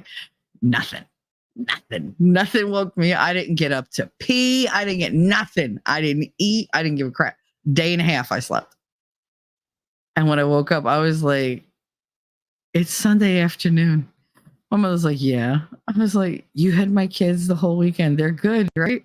She was like, yeah, they're fine. Otherwise, I would have called you. I was like, yeah, that wouldn't have done anything. So I told her what I did. She was like, you idiot. I was like, I don't know. And was it white? No, the bar wasn't white. The bar was, I want to say beige or like an orange kind of color, I think. I don't know. It was so many years ago. But yeah, a day and a half. I slept for a day and a half. And she was like, you idiot. I said 1. I was like, I took 1. She was like, you were supposed to break it. You didn't tell me that. I mean, if you don't tell me, how the hell am I supposed to know? But yeah, that was funny. And you said, I've been calling my granddaughter a menace for a month. My daughter fell and she laughed so evil. It was hilarious and alarming. God. I always laugh when my grandmother fell. If my mother fell, it was even funnier. Then we went to the grocery store and she kept grabbing stuff off shelves and throwing it across the aisles. Ooh. Ooh. See, that'll get your ass beat in my family. I have left my children on the floor in a supermarket and just walked to the other aisle. And people are like, you left them? Shut up. They're fine. I still hear them. Do you hear them? I hear them. And it's just like, just wait for them to, come around and be like, where'd she go? Oh, my. You left me. Throw them on the floor again. Go to the next aisle. We played that game quite a few times, me and my son. I did the same thing to Mike Gordon from Fish once. I thought he would have known better. Oh, no. Stop. See, why you do that to that man? He can't perform when he's knocked the fuck out. Yeah, no, I'm terrible when it comes to pills. I'm like, let's experiment. It's the scientist in me, not a death wish at all. All right. So anyway, we're up to self-isolation. And I think I'm going to call it on that one. We'll see. Yeah. Because then we have boundary issues and I just don't want to get into that right now. So 4 is self-isolation. The victims are conditioned and convinced by their abusers that support just does not exist. They're told no one will believe they're being abused because everyone loves the abuser.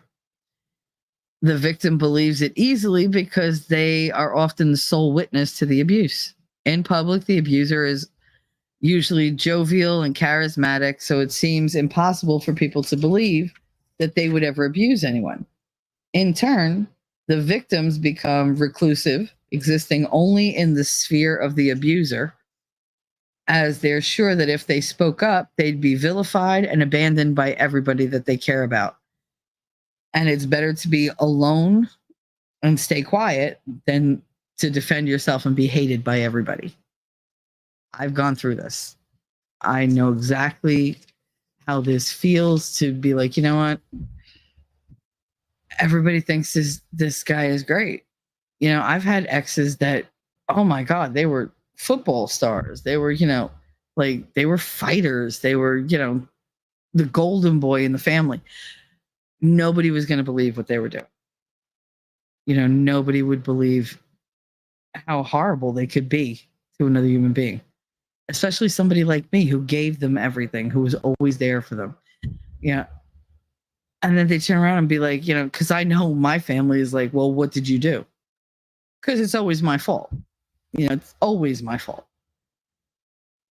And now I don't share with any of them because I'm like, you know what, fuck you. You always think it's my fault. It's not my fault. And how dare you side with them over me?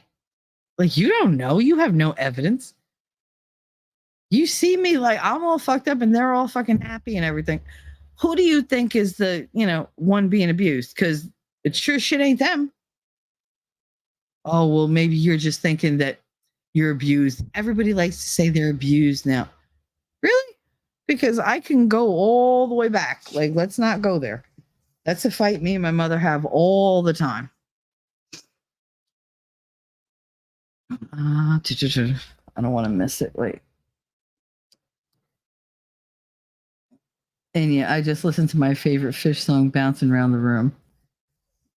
Well, they are.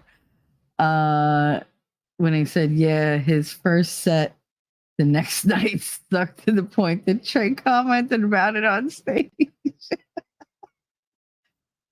I still don't know any Fish songs. You're going to have to educate me at some point, Winnie.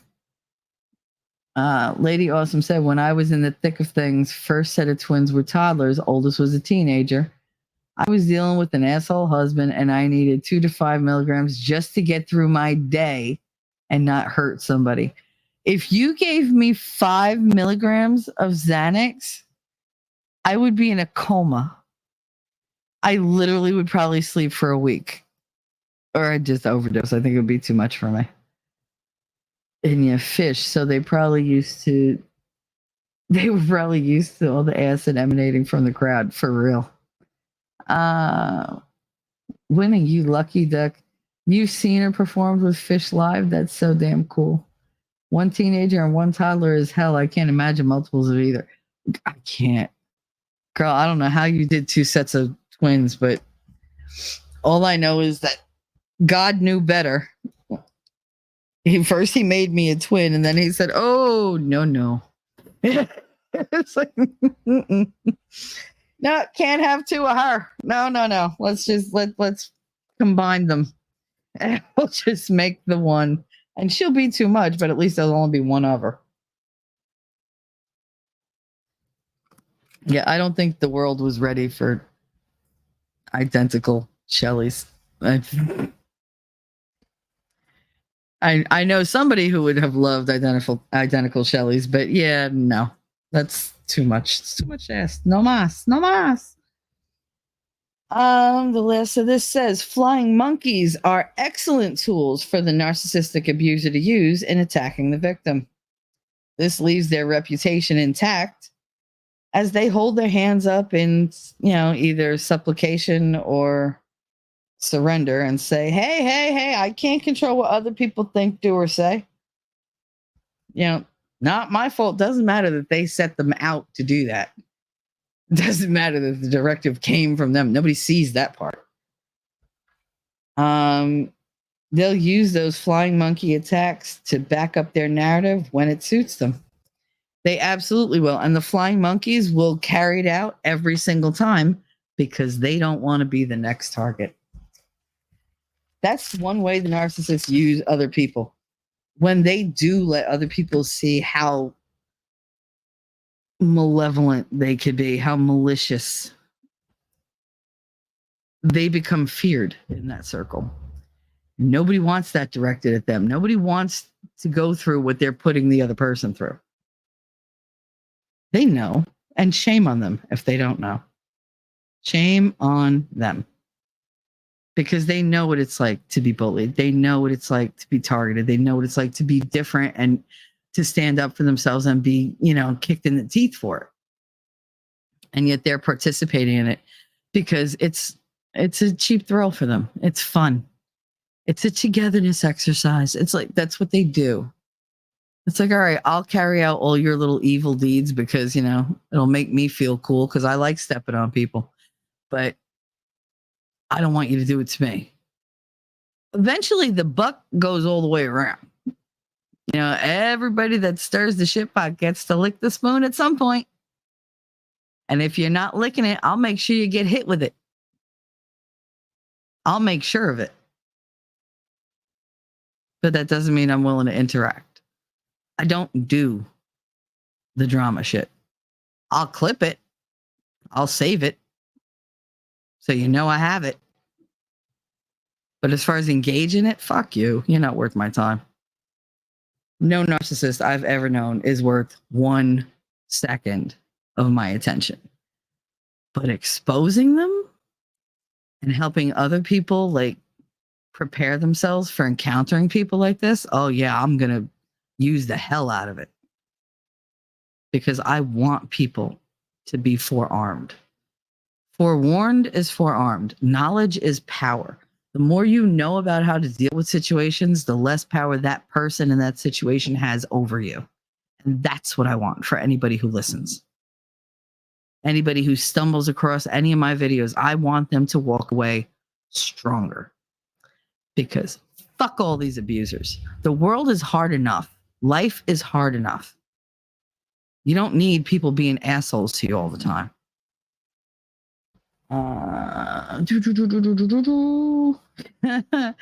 Lady also said it's definitely never dull. No, I'm sure it's not. I can't imagine you have 2 sets of twins. I mean, one is grown and one is young, but still. I think after the first set, I would have been like, no, that's it. I'm done. Although I can't really say it because I did it, like you did the first time. You were married, but you still did it all on your own. I was married. I still did it all on my own. I would have loved to known what it was like to raise a kid with a partner. Not just a body that was there, like somebody who was in it, invested. Somebody who was my team player. Because, if you look at it, it's us against them. They're going to try to, get their way no matter what, these kids. That's what they're built for. They're all little itty bitty narcissists until, you teach them gratitude and, how to be a decent person, how to be kind. But until they learn the moral lessons, they're just little ids and egos just walking around. That's all they are. The world revolves around them. As it should. As it should. I wanted a dozen kids. I wanted a dozen babies to just pour all my energy into and to just lavish with love and affection and attention and just to watch them grow up and become, parents of their own. And I didn't get that. I got 2 kids who are very different. Who put me through the ringer sometimes, but who are very, very different from anything I could have imagined. And I love them with my whole heart. I'd do anything for them. I'd burn the world or I'd build it. Whatever they required. Also that I can make them into stronger beings so they could up and leave me one day. Which is why you're supposed to have a partner. Because your children are supposed to leave you. You're not supposed to make the home so great that they never want to get the hell out. You're supposed to raise them up and then they get up, they get older and they're like, all right, I need to have a life of my own. Love you, but see you, Ma. See you, Pops. Gone. And then they come back and, you get to enjoy them as adults. And you get the grandbabies. Oh, you get the grandbabies. And who wouldn't love, grandbabies? I tell Katie all the time, I'm not emotionally ready to be a grandmother. I'm just not. I need them both to be out of the house. Just get out. Both of you go. I feel like she's never going to leave me. I told T-Rex once I move down south, all he's got to do is swing by for dinner one day and he's going to leave with dessert in a bag and Katie. I'm just going to just throw her right into his truck. Be like, here you go. Take her on a whirlwind trip. See you around the next time you come through here. Then you could drop her back off. I'll feed you again. You take her again.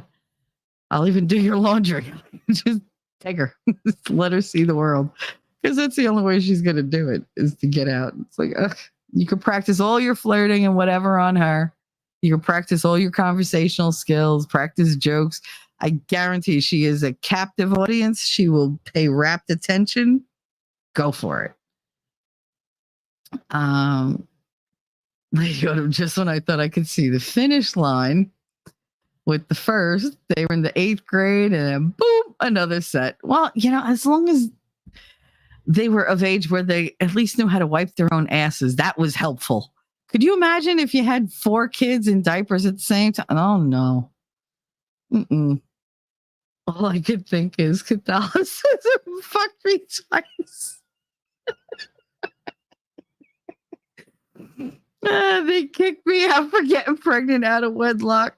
And then when I did it right, I had them at a Catholic hospital and they wouldn't tie my tubes. Oh, girl, I feel you. I do.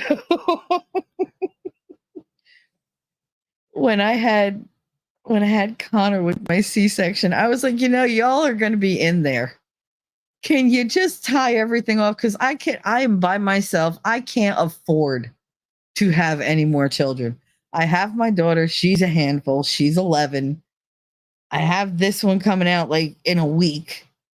If you're going to do a C-section, can you just go in there and just snip, snip, tie, tie, burn, burn? Like, because I didn't want nothing growing back. It was like, I was like, obviously, I'm going to spend the rest of my life alone. So I really don't need for everything down there to work like the way it's supposed to. And I'm fucking fertile myrtle. I get pregnant the first go. I need help. Nope. They're like, nope. You're only 32 years old. So, like, I can't keep doing it. No, you're only 32 years old. There's no way we're doing this. You're not even married. That should be, incentive for you to tie my tubes. Nope. You could get married with a newborn? Really? Well, you can marry their father. No. I couldn't. I really couldn't. Such a.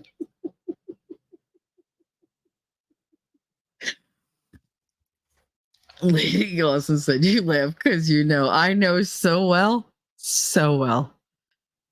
Come on. Catholic hospital. I was having an ectopic pregnancy with twins. That would have destroyed my whole, like the side of my uterus, my fallopian tube, everything. And I probably would have put a hemorrhage and bled to death. And they didn't give a shit. They were like, nope. Oh, well, if you die, you die. Like we can't induce a medical miscarriage. Even though it was recommended by their doctors. They insisted on it. No, well, we can't do it. Okay, what hospital can I go to? Well, none, because you're with us. So no. You would have to, do something extreme. Really? All right. I went and I did that. And then I get a phone call. Yeah, our lab reports say there was no embryonic, there was no fetal tissue. No embryonic tissue. So what does that mean? We didn't get it. What? And I was in a lot of pain because they didn't get that, but they got something and it hurt like a motherfucker. So I had to go to the hospital and be like, something went wrong. And now I need y'all to like look. And thank God my doctor was there. And he was like, yeah, Catholic hospital, no, I got to do this. Because otherwise she's going to bleed out and die. Like, we got to do this. So it was like, all right. And then they did the DNC and they knocked me the fuck out because they had to go like deep in. And they had talked about like cutting me open. I was like, please just do anything you can not to do that. And I don't know how my doctor pulled it off, but he wound up doing it. And I thank God every day for him because without that, I would have had no shot. My daughter would have had no mother at 2 years old. You know, she would have had nothing. I would have never had my son. I would have never done any of the things that I did after the age of 23. And even though it was medically necessary, I still feel guilty. But that's Catholicism. Make you feel guilty for saving your own life. Because how dare you? She said, nope, against the religion. None of that preventative measures. Oh, yeah, no. God forbid. God forbid. And you said, I had one hemorrhage. I took tests and they came out negative. I thought I was getting over strep and the flu for months and not feeling well. I had just got off opioids months before. Chalked it up to that and then started bleeding to death in upstate New York. Yeah, I feel you. Ex wouldn't let me be air flown because we were on his truck for work. He drove me all the way home dying. Had laparoscopic surgery. Last 3 to 4 hours instead of 15 minutes because my insides were jellifying. Yeah, no, I feel you, girl. I do. I tell you, when I had my miscarriage in Kansas, I told Brett, I was like, I said, I'm losing the baby. I was like, it hurts. I'm bleeding. I have to go to a hospital. He waited till I went into the bathroom because I had to go to the bathroom again. And he took my keys. He took my car. We didn't live together. He lived like a mile and a half down the road. He left the dog with me. He left Katie with me. And he left his neon with me with no keys. It was a stick shift. I could not remember how to drive stick shift without like a refresher course because it'd been years. And I had no keys to the car anyway. I knew nobody. I barely had unpacked. And he was like, nah, fuck it. And he wouldn't answer his phone for 3 days.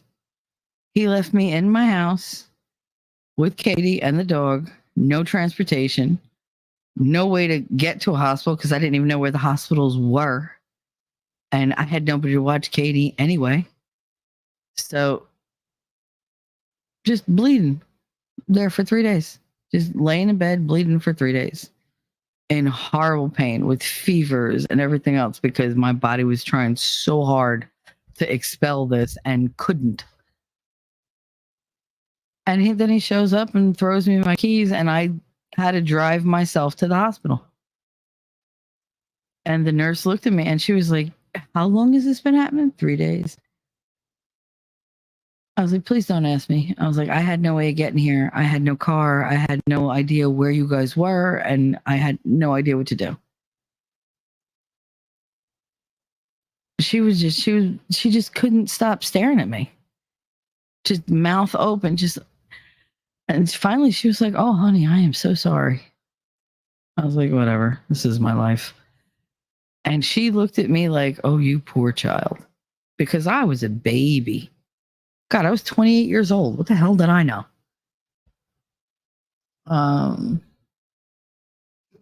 What'd you say sorry for? Yeah, it's like you sweat even from your fingernails. It's awful. Girl. I had like inside my ears would like the water would pool inside my ears from me sweating and crying and everything else. And it was just like, you're inside out. It turns you inside out. And the fear of death is real because you're just like, you can taste death just around the corner. And you're just like, I just want to live. Just please don't do this to me. Please don't do this to me. I don't deserve this. Nobody deserves this. I don't want my kid to see this. I don't want anybody to see me like this. And you carry like a shame with you that you didn't earn. You know, why should you be ashamed because you wanted to live? Why did you need to be ashamed because somebody else decided, nope, I think you just haven't gone through enough pain yet. We're going to do this my way. You're going to do it your way. You're not the one feeling it. I'm the one feeling it. We should be doing it my way. Never apologize, Inya, for anything that you say here. You should know that by now. I don't care how heavy the burden. I don't care how serious you get. Just you come here, you lay it on the line, and we'll either pick it up or we'll leave it as you see fit. But you talk to us. Talk to me. That's all you're doing. You're just talking to me. My clavicle was pounding. I found out that's a nerve being squished. Really? How does your clavicle pound? I forget I even have one. Like, I mean, it's there, it's prominent, but my clavicle is probably like the one. Ooh. Oh my goodness. You're not kidding. If you put your fingers where the V is, right at the base of your throat, and you push your clavicle out one way, like push it to the left, push the left side to the left, you might feel something or you might feel nothing. I felt nothing when I pushed that. But if I touch the one on the right and I push even a little, oh my God, the nerve lights up like electric through my shoulder and down into like my bicep tricep area. Oh my goodness, I didn't know I could feel that. Now I'm like fascinated. I keep pushing my finger on it like, oh my God, it's like electric. Woogie, woogie, woogie. But the doctor asked me if it was happening. She said it's a nerve being pushed from the internal bleeding, having nowhere to go but up. So what? It was like I guess like a overtaxed vein, like your artery was having like a traffic jam with blood. Oh my goodness, that's Jesus.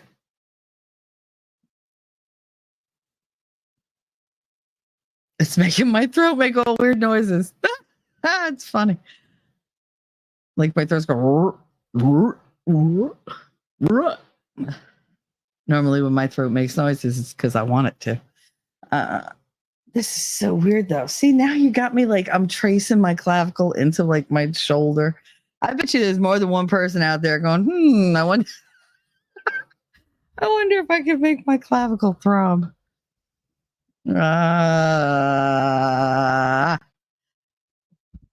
Girl, I'll tell you something. Everybody here has been through so many things, and the weird medical shit that we've all been through is ridiculous. I mean, if we ever wrote a book, could you imagine just one account from each one of us? That would be like the medical mysteries book. Doctors would be reading it going, who did this to you women? Like, what is wrong with you people? Why do you keep going back to these places? I know my stomach swole like I was 9 months pregnant because I was like that for days on 18. I can't even imagine with the bumps and everything else. God, girl. It may be a nerve lower in your stomach. I didn't quite understand her. Jesus Christ.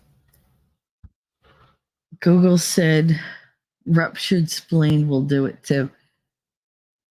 Your spleen is the one you don't really need, right? Like if it ruptures, it's bad, but at least they could remove it.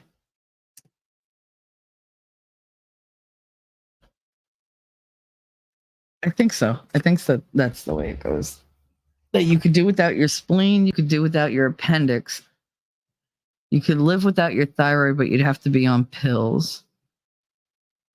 You could live without a gallbladder. What else? We got a whole bunch of organs that, because of how we've evolved and the changes in our diets and everything, we didn't need certain organs anymore. But I have to wonder, is we're changing our food again. And I know this is deviating from the whole coping, whatever, but we discussed I need something. We need a little lighthearted banter. So we're going to talk about death and our diets and miscarriages. I think with the food changing and everything, I wonder if our bodies are going to need those parts again, because we're not processing real food half the time now. Like, is this why everybody's livers are shot? Is this why people are getting pancreatic cancer? Like, like it's nothing. You know, young people. Look at Patrick Swayze. Didn't he have pancreatic cancer? I think that's what killed him. That man aged like 50 years in a matter of like 3 months. It was, oh God, it was heartbreaking. Yeah, they can remove it. I knew a girl that was in a wreck and she had hers removed. Yeah, they're have you ever seen like on the TV shows or whatever, they're like all the accidents that happen, they're like, yes, she has a ruptured spleen. They're like, oh, thank God that's all it is. Like, I don't want a ruptured anything. I don't want a ruptured eardrum. I don't want a ruptured appendix. I don't want a ruptured water balloon anywhere near me because that's messy. Like a ruptured spleen, oh, it's great. No, it's not. Nothing ruptured is ever good. Ruptured in and of itself is a bad connotation word. Like you just hear it and you go, oh, like it just sounds violent. It sounds painful. It's an aggressive word. Although, you know, like someone once told me, I make excuse me sound aggressive. To which I replied, I make I love you sound aggressive. Fight me. Go ahead.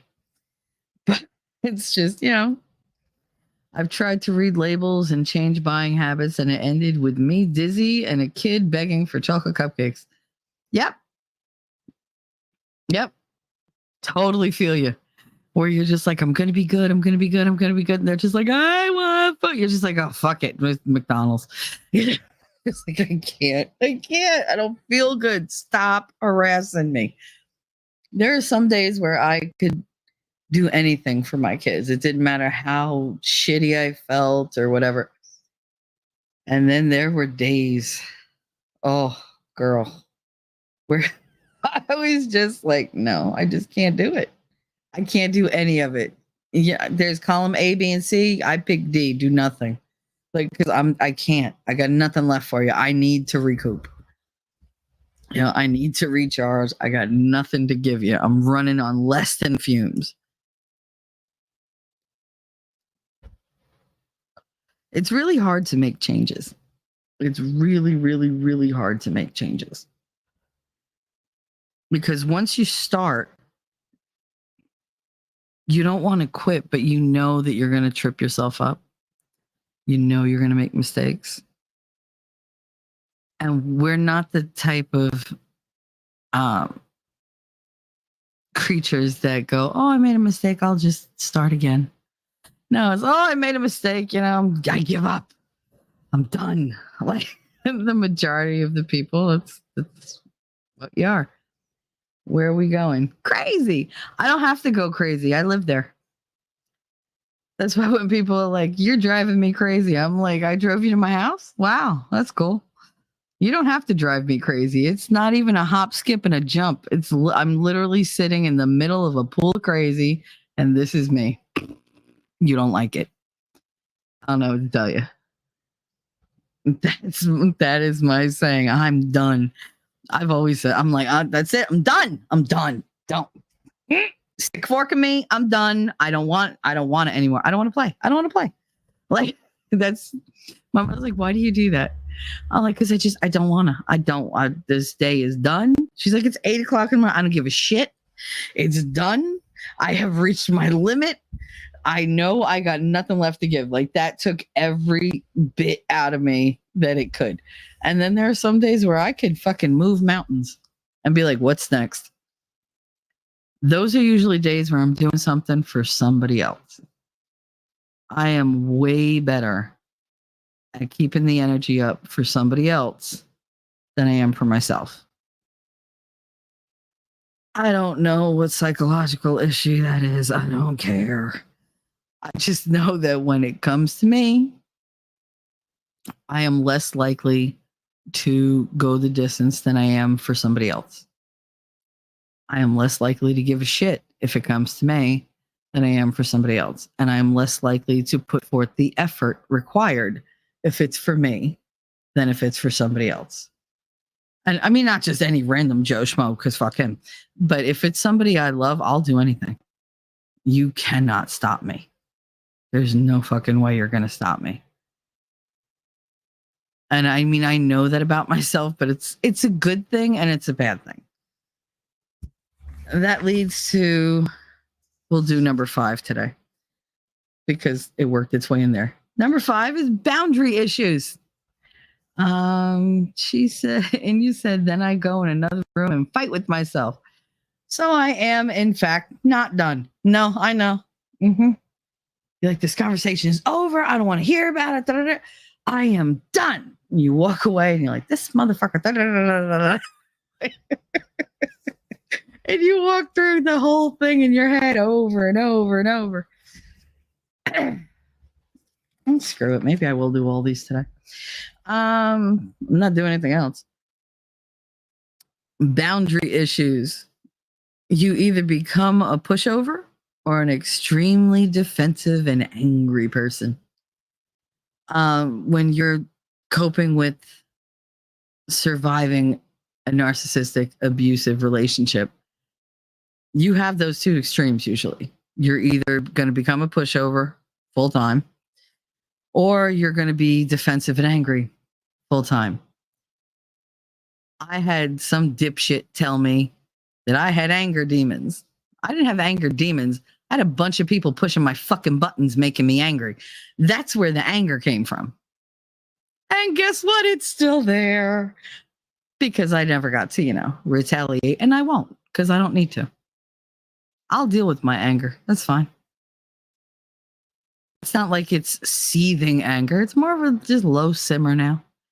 And eventually I'll forget that these people even exist. And then I won't be angry at all. Not over that.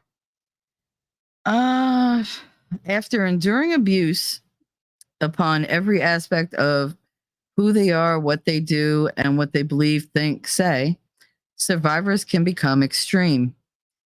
They either avoid confrontations and negative reactions at all costs, or they remain on the defensive, taking everything as an attack on them.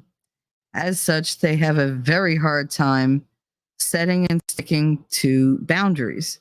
They can also become hyper aware of overstepping other people's boundaries, making them hesitant and too insecure to engage in any meaningful way with other people.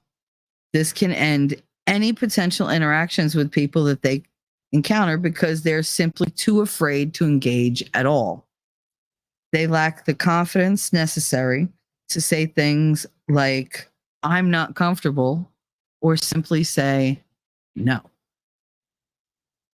People who have survived narcissists and narcissistic abuse have a very hard time saying no. Either they say no to everything or they say no to nothing.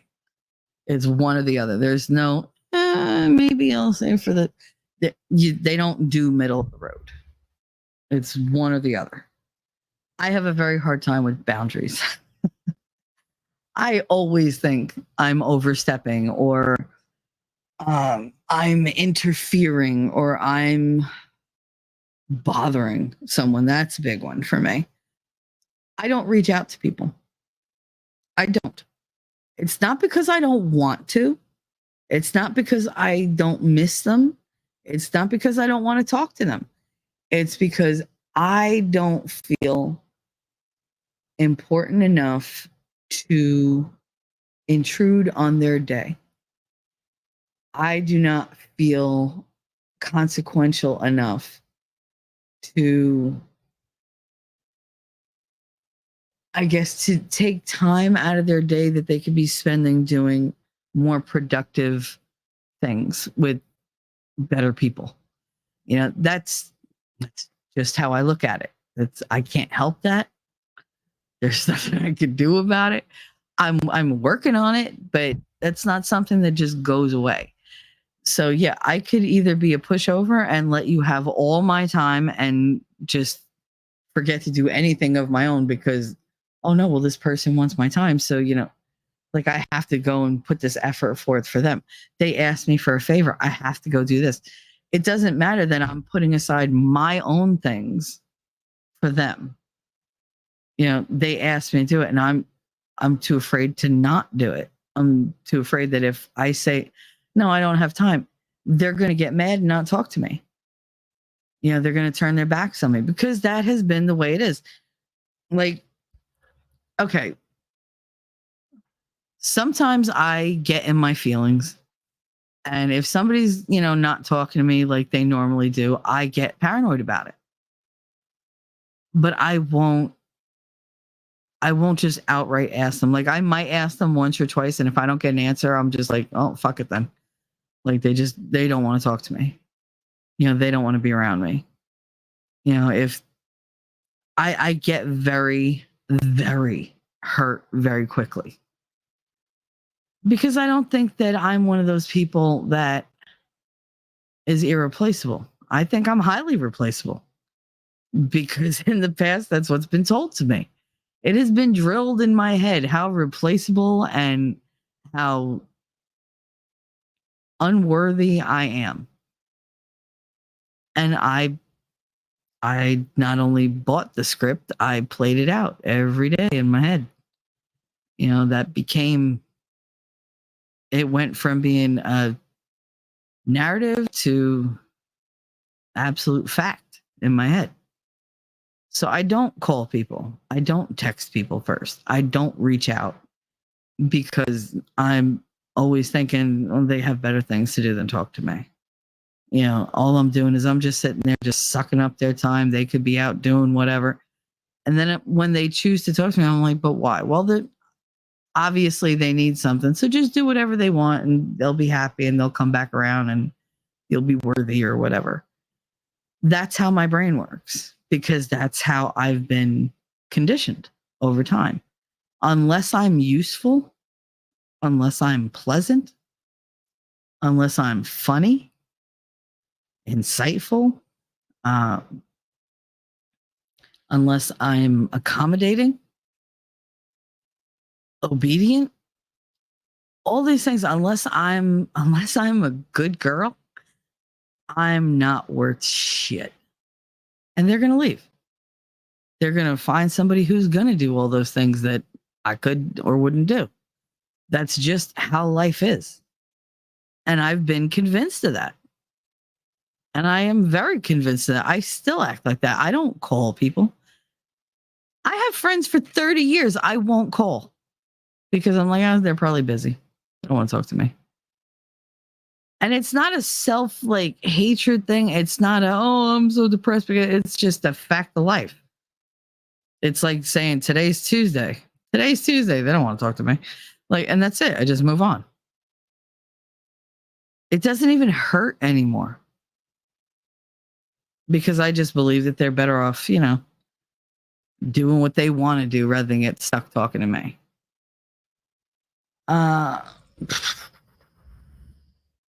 And yeah. I mean, that's the way it is. That's the way it is. That leads us to number 6, chronic self-doubt. One result of narcissistic abuse is chronic self-doubt. Gaslighting and constant criticism stunt personal growth. They erode the self-esteem and they make the victim constantly see themselves in a negative light. Some examples are, of gaslighting and constant criticism. You're crazy. Oh, that's all in your head. You're a liar. That never happened. You're too needy. Why do I bother with you? You're not even in my league. You know what? You're lucky I'm here with you. You know how many better options I have? I chose you. Though I can't really remember why. There's never a compliment in there. There's never you're a really good person and I'm glad you're in my life. Never. They will never give you that kind of power. Never, ever, ever. But they will tell you that you're lucky as shit to have them. How you were just, you were there. And, they felt bad for you, so they started talking to you. And you're all right.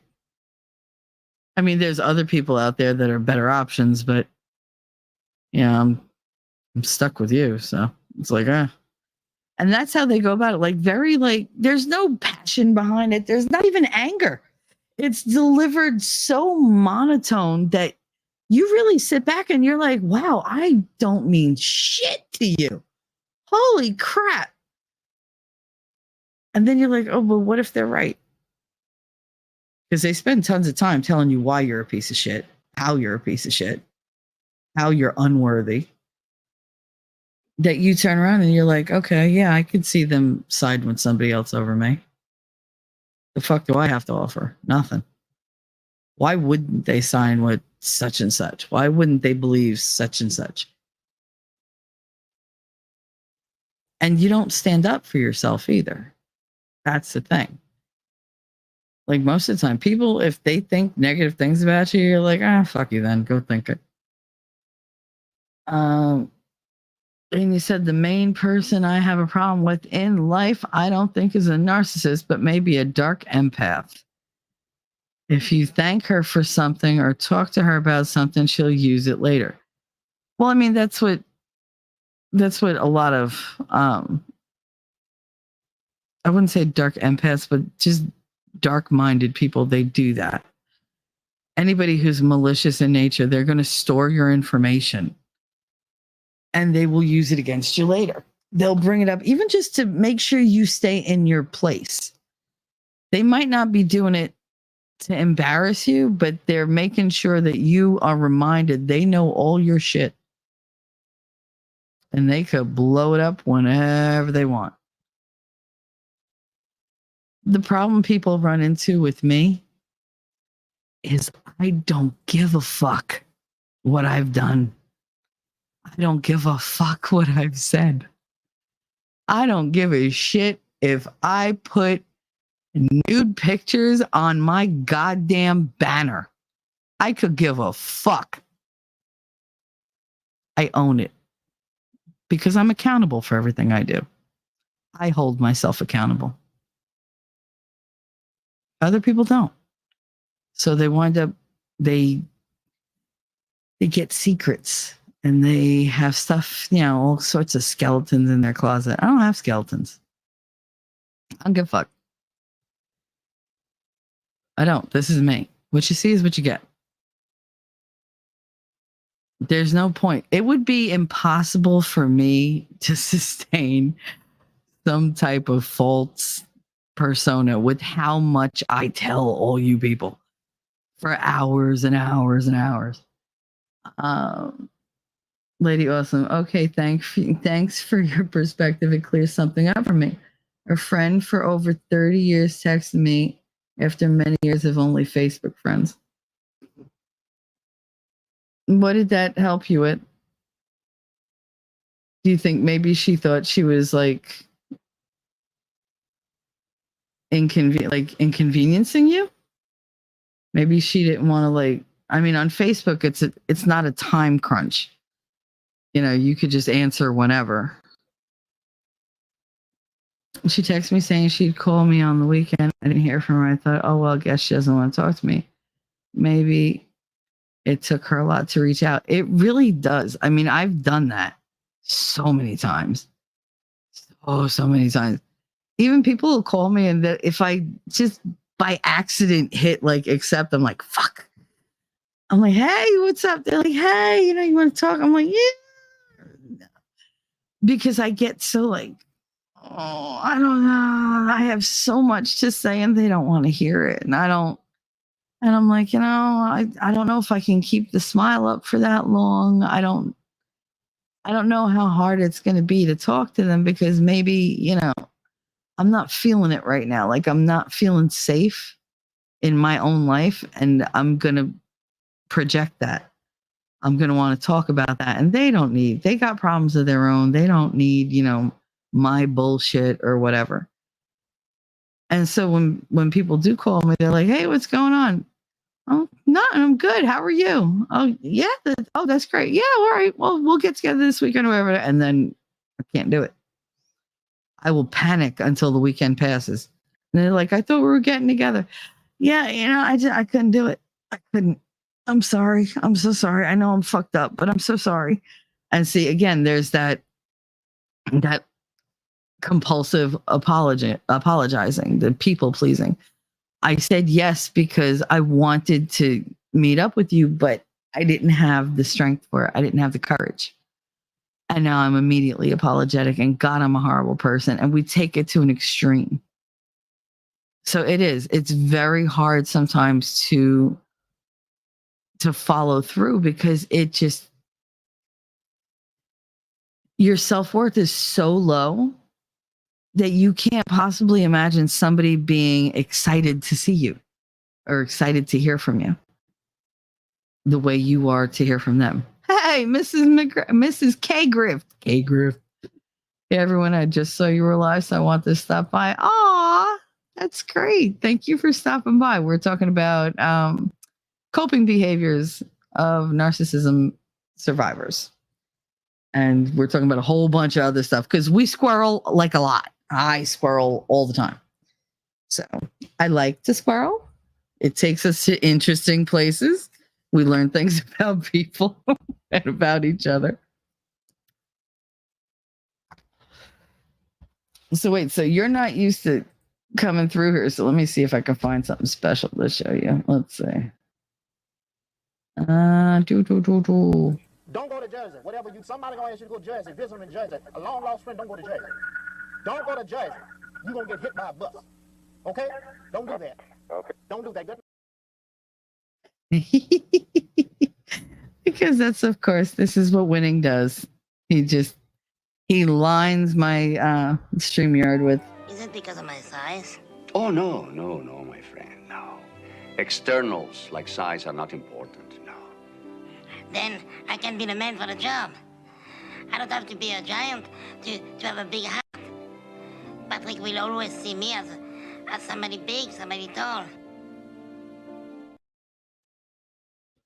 And then there's always like people like Valhalla. If there was a problem, yo, I'll solve it. Check out the hook. Wow, that's some breath, Ace. Thank you very much. But my favorite.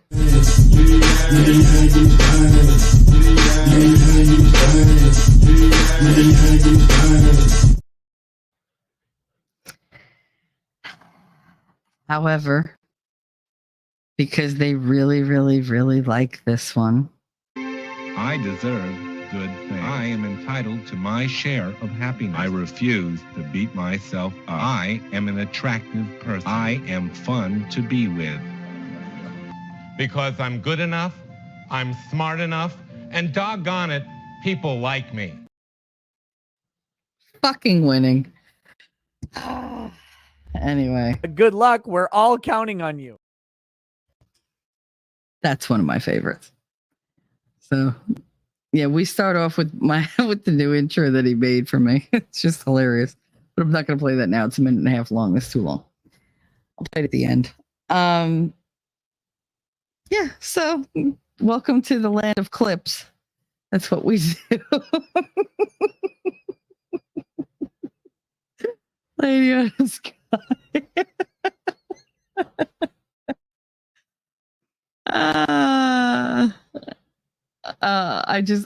I do. I love the clips. I live for his fucking clips.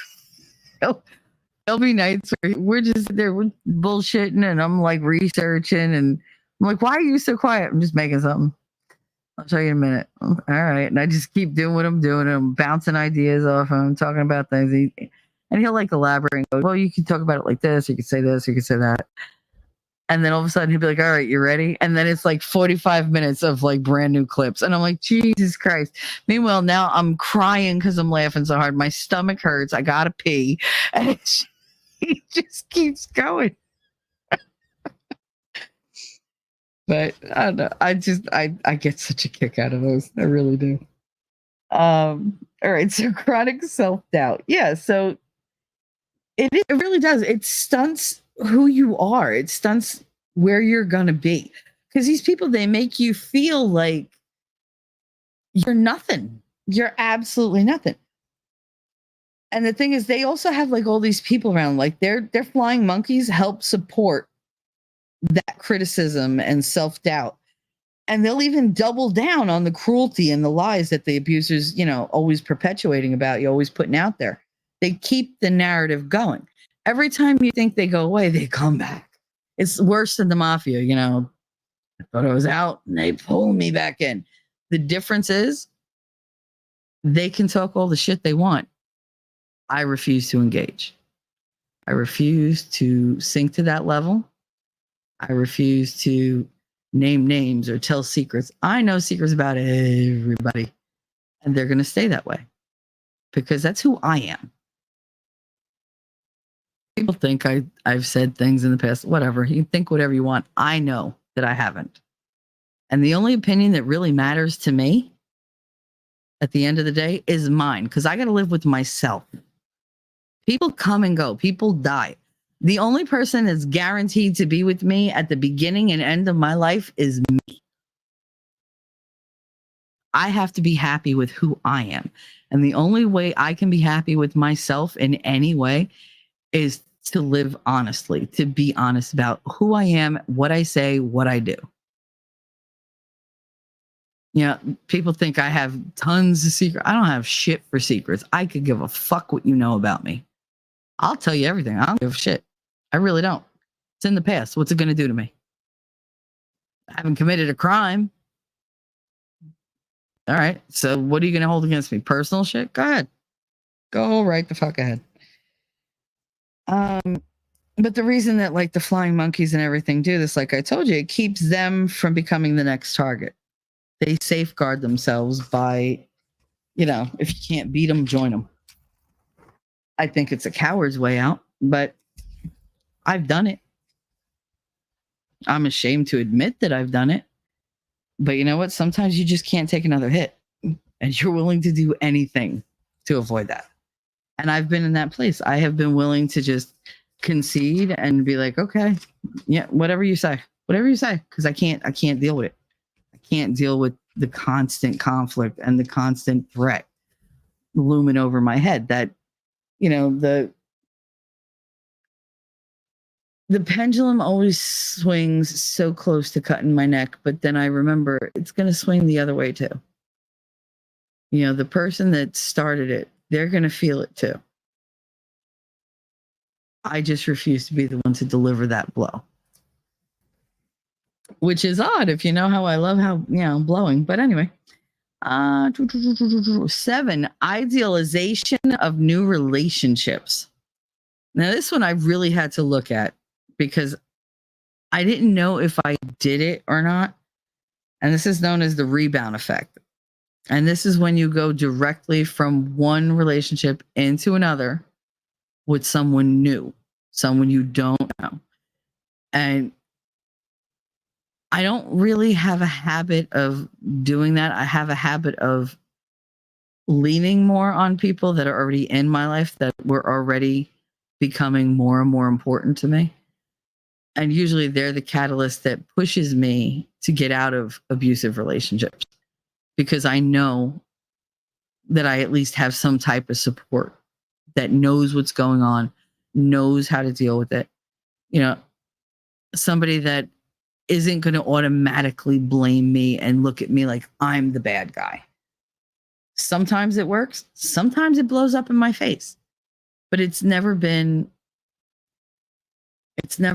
where I see them as something better than they are. I don't do the Pollyanna glasses when it comes to people. I do it with situations.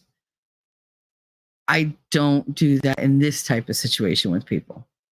I usually do that with people when I meet them. Like, if I don't automatically dislike them, if I get a good vibe off of them, I'll forgive a lot of the red flags. I'll be like, you know what, to each his own.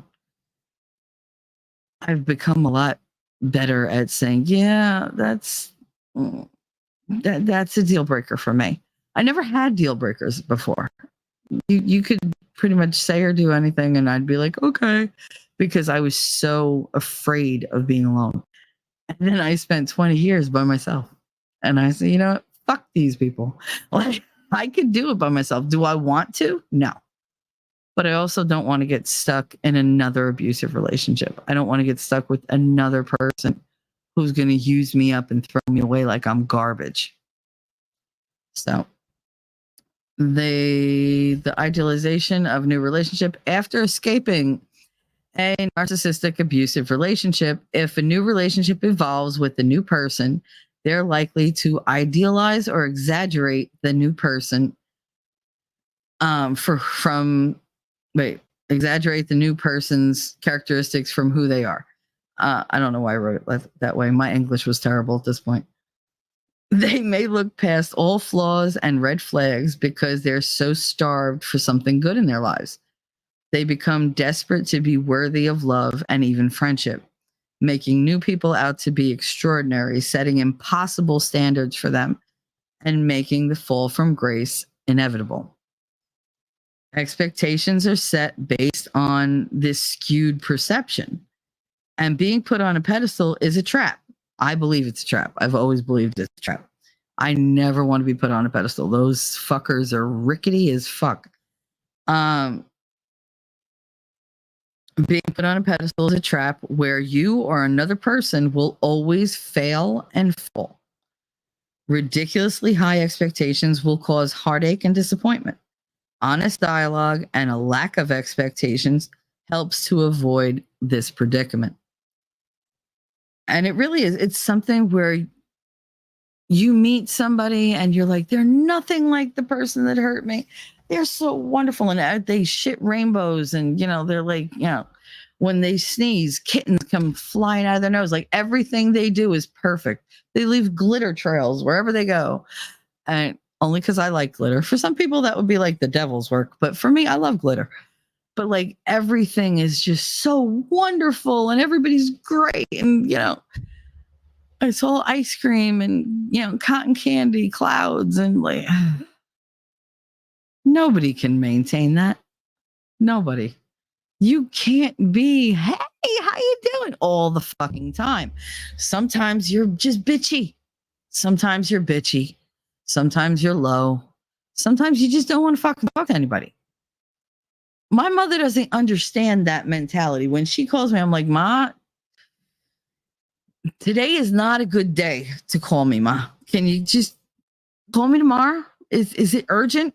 No, it's not urgent. I just want to talk to you. Well, can we talk tomorrow? Because I'm not good company today. And she just doesn't get it. And she'll push and push and push.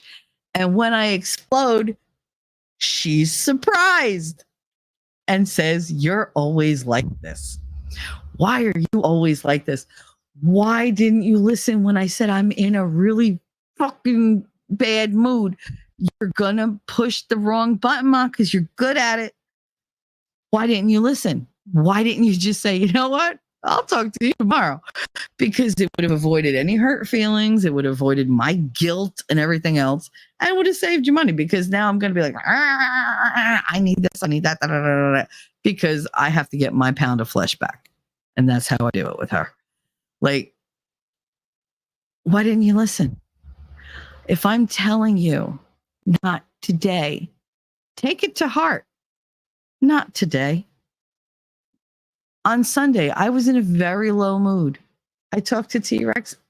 I told him, look, I love you. I can't today because I can't put the Dog and Pony show on. I can't put the smile on. And, I'm in that place where nothing is going to be da. Like, I can't do it. And he was like, okay. And he understood because he's been there. He gets that. And then I went and I talked to Winning, and he was like, we got a show to do. I was like, I know. What are we going to do? I was like, I'll be back. I was like, let me go do something. And he was like, okay. You sure? Yeah, I'm sure. And I went and I watched a whole bunch of Jeff Dunham shows and I made myself laugh. And then I was in a little bit of a better place. And I went back and talked to him and he said something, and something I said struck me really fucking funny. And I laughed, and then I heard him laugh, and I was like, oh, it really was funny. And then I kept laughing because it got funnier and funnier in my head. And then I was fine. And we had an amazing show. And it was because I was able to say, look, sweetie, I can't. Like, I can't right now. And with T-Rex, like, I can't. I don't have it. Just give me a little while to try to snap myself out of it. I just figured I'd be passable by the time the showtime came. But no, like I talked to a friend that I trust, and he let me be in a bad mood. He let me be as blue as I wanted to be.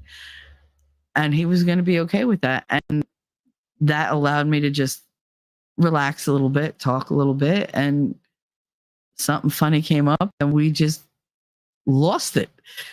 And then I felt fine. I felt absolutely fine. I was up and I was happy and I enjoyed the fuck out of our show. And it was great.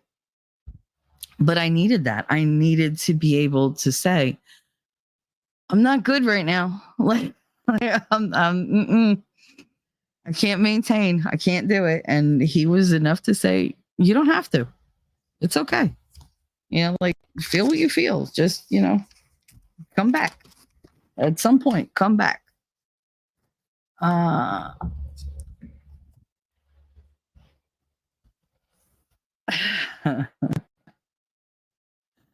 Let's see. We're going back. She says, stop it. Glitter is craft herpes, but I still love it. Listen, I was a teacher. I used to love to go and put glitter, like when the aide next door used to piss me off. I would take glitter and I'd go over to her computer chair where she sat like all fucking day. And it was one of those fabric chairs, one of those old fabric chairs with like the big porous, like fabric. And I would sprinkle glitter all over the chair and rub it in. And I would just, and I would like bounce up and down with my hands and make sure that it got like really into the fabric so that every time she sat, poof, glitter. And she's a big girl too. So when she sat, it was a big poof. That was a lot of air coming out of that cushion. Just poof. And the first time it happened, she cursed so bad. Thank God the kids weren't there yet. But she sat there in the morning, like when she first got in, and just poof, all this glitter went everywhere. I love glitter. I love it. It's a great way to torture people. Lady Autumn Sky, looking at flags like it's Six Flags Great Adventure. I say that often because of Crafting Emily. Oh, I love Crafting Emily. However, I don't like glitter. A lot of people don't like glitter. A lot of people hate glitter with a fiery fucking passion. I happen to love it. I guarantee my ex-friend Vic still has pink glitter all over his brand new truck. Because once you piss me off, you earn it. You earn the glitter. And I poured glitter down the back of his jacket, like through the neck. And because he's so goddamn skinny, nothing fits him like tight. So it went straight down his back, straight down his spinal column, right to the crack of his ass. He was shitting glitter for days. It was fantastic. Everywhere he walked, he left a trail of glitter. That Marty, our principal, was like, what the hell, Vic? What? Why are you covered in glitter? Shelly, what'd you do? Nothing. I don't know why you thought it was me, and fuck you for even insinuating that it was me. Was it you? Sure was. Sure was. Why? Because I felt like it. Why? Because he insulted me. How did he insult you? I don't remember, but I know he insulted me. I don't have to remember the insult. I just have to remember that you insulted me. It's hard to respect grown kiddos' boundaries, but it's so much better. They come around more. Yeah. You know what? If my mother would have just like respected my boundaries and not always shit on everything I did, I would have told her more. As it was, she didn't know half of what was going on in my life. She's like, you don't say anything because you don't appreciate anything. All you do is crap all over anything I tell you. So what the hell's the point? Anya said, my daughter called me this weekend. Scared the shit out of me. She was screaming, what did you do, Mom? Oh, God, Mom, what did you do? My heart stopped and I went to the floor.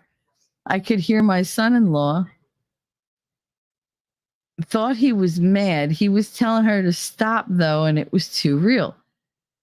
They were playing a truth or dare game, and it said, call your parent and yell at them for no reason. Oh, my God. I'd have killed my kid. Killed. You have no... I don't care how far away I would have been in that car, but like, nope, I'm on my way. Mrs. McGriff, I wouldn't know whether to laugh or cry. you laugh when it's over and you find out it's a dare, but in the meantime, you're on the floor having a fucking heart attack. They're like, it's all fun and games till mommy dies of a heart attack. Oh no. It was like 10 o'clock at night, right after dealing with work emergency. I almost died. I'm sure you did. I'm sure that did not help your state of mind in the slightest. In the slightest. Oh, Lady Awesome said, hell no, Shelly. No glitter. I love glitter. I actually freaking I was the one that they used to come to for like all their glitter needs because nobody else wanted to touch glitter. And I'd be like, yeah, I painted with glitter. It was fantastic. Hansel and glitter. Well, you know what? Had they used glitter instead of breadcrumbs, they would have found their asses home, wouldn't they? Because the birds wouldn't have eaten it. No, they wouldn't have. So see, glitter better than breadcrumbs. That's what I told her. We will find out how strong Mom's heart really is tonight. See you later if I don't wake up. It's all fun and games till you got to call the coroner. It's like, what the hell, man? These kids, I swear to God, they're intent on killing us. I'm like, why would you want to kill me so bad? I gave you life. Like, I suffered for you. I got gigantic boobs. I got stretch marks. I got hemorrhoids for you, you little bastard. And you're going to go give me a heart attack to boot? Shut up. Horrible children. Horrible. And I wanted 12. I still want 12. The more the merrier. God, how funny is that? All right, so that leads us to number 8. I don't know how it leads us, but just roll with me here. It leads us to number 8. Imposter syndrome. I had to actually do quite a bit of research on this one because I'd heard of it, and it doesn't kind of, it's not really what it sounds like. It's not that you're pretending to be an imposter. You feel like an imposter in your own life. So this is a psychological phenomenon where people doubt their own achievements and skills, seeing themselves as frauds despite evidence to the contrary. Now, this is because people, especially narcissistic abusers, attack all aspects of a person's existence, causing them to take on undeserved and unwarranted shame and blame. They make the victim internalize all the negativity, causing them to focus on just the negativity, causing them to focus the negativity on themselves and on their own shortcomings. So like every flaw you have is blown out of proportion in your mind.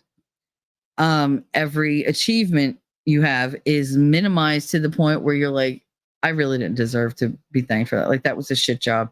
That was just luck. Or that's because somebody else inspired me to do it. Somebody else had a hand in that. They're always giving the credit to somebody else for what they've done because they don't feel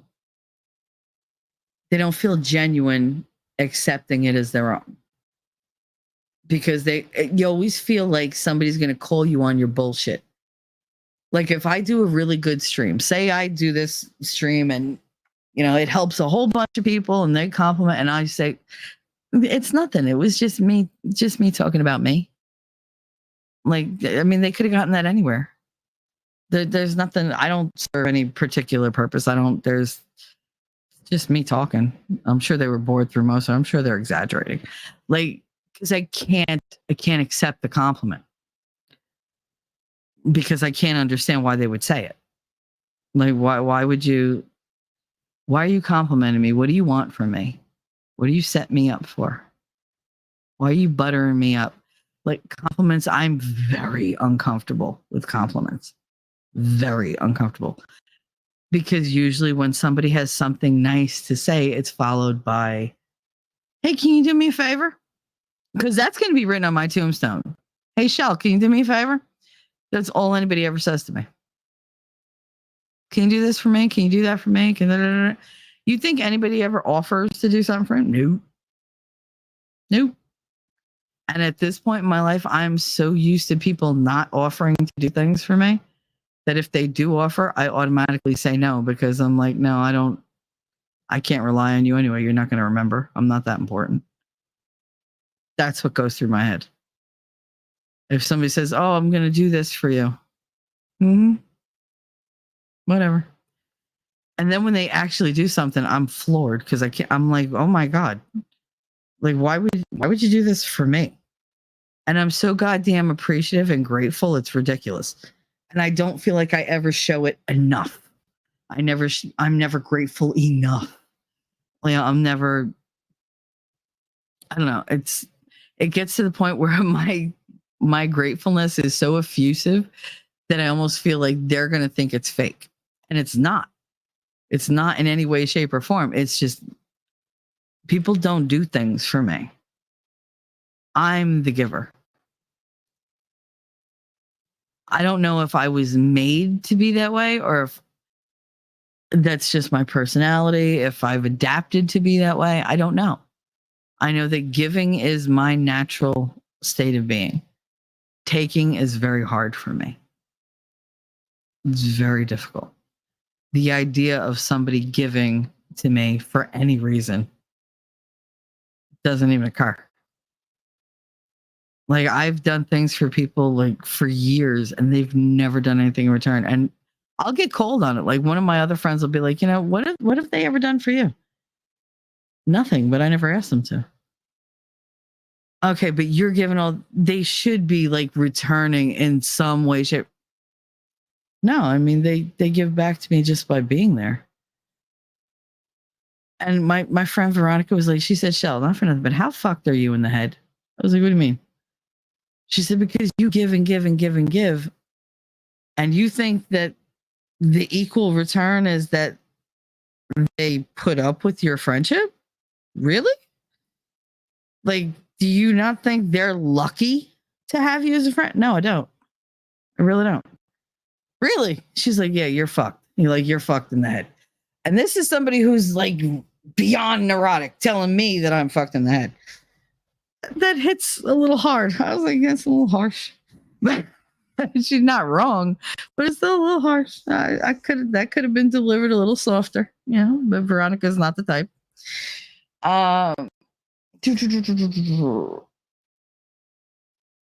So no achievement is their own.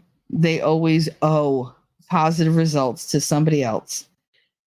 As they've been convinced that someone who is low value as them, couldn't possibly succeed independent of someone else. So, like, none of my achievements are my own. They're always tied to somebody else. I will always share that, the accolades or the praise or the positivity with somebody else, because it's very rare when I'll say, oh, I did that all on my own. The only thing that I ever did that with was my art, because that wasn't dependent on anybody. That came from within me. That was something that I was ridiculously proud of, that I was always told I was no good at. Oh, you're not an artist like the rest of us. Turns out I was. It turns out I was really good at it too. But I'd been told that I wasn't, so I wasn't even allowed to try, because why would we waste time and money doing that with you when you have no talent, you have no skill? Come to find out, I have a lot of fucking talent when it comes to drawing. I have a lot of talent when it comes to sculpting. I have a lot of creativity when it comes to paints and projects and, set building and stuff like that. Like, I pull off huge fucking projects like nothing by myself, a couple days, because I don't stop. I'm relentless, and I see it all in my head and I know I can make it happen. But I didn't know that until I hit 40. There are 40 years of me where I could have been creating stuff and no, because I was told you're just not talented. Not that they ever tried. It's just they just assumed I was just crap. So it's just like, oh, all right. So after that, you learn to, everything you do well, somebody else was involved.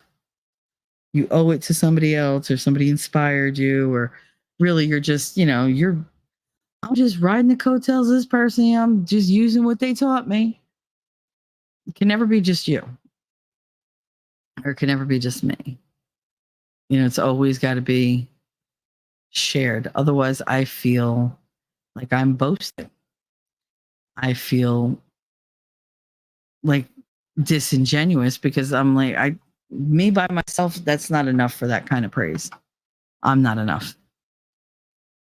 A narcissistic abuse survivor will find it very hard to take compliments or positive feedback, as they have been brainwashed to believe that they have absolutely nothing to offer this world and should be grateful for the narcissist's care and affection.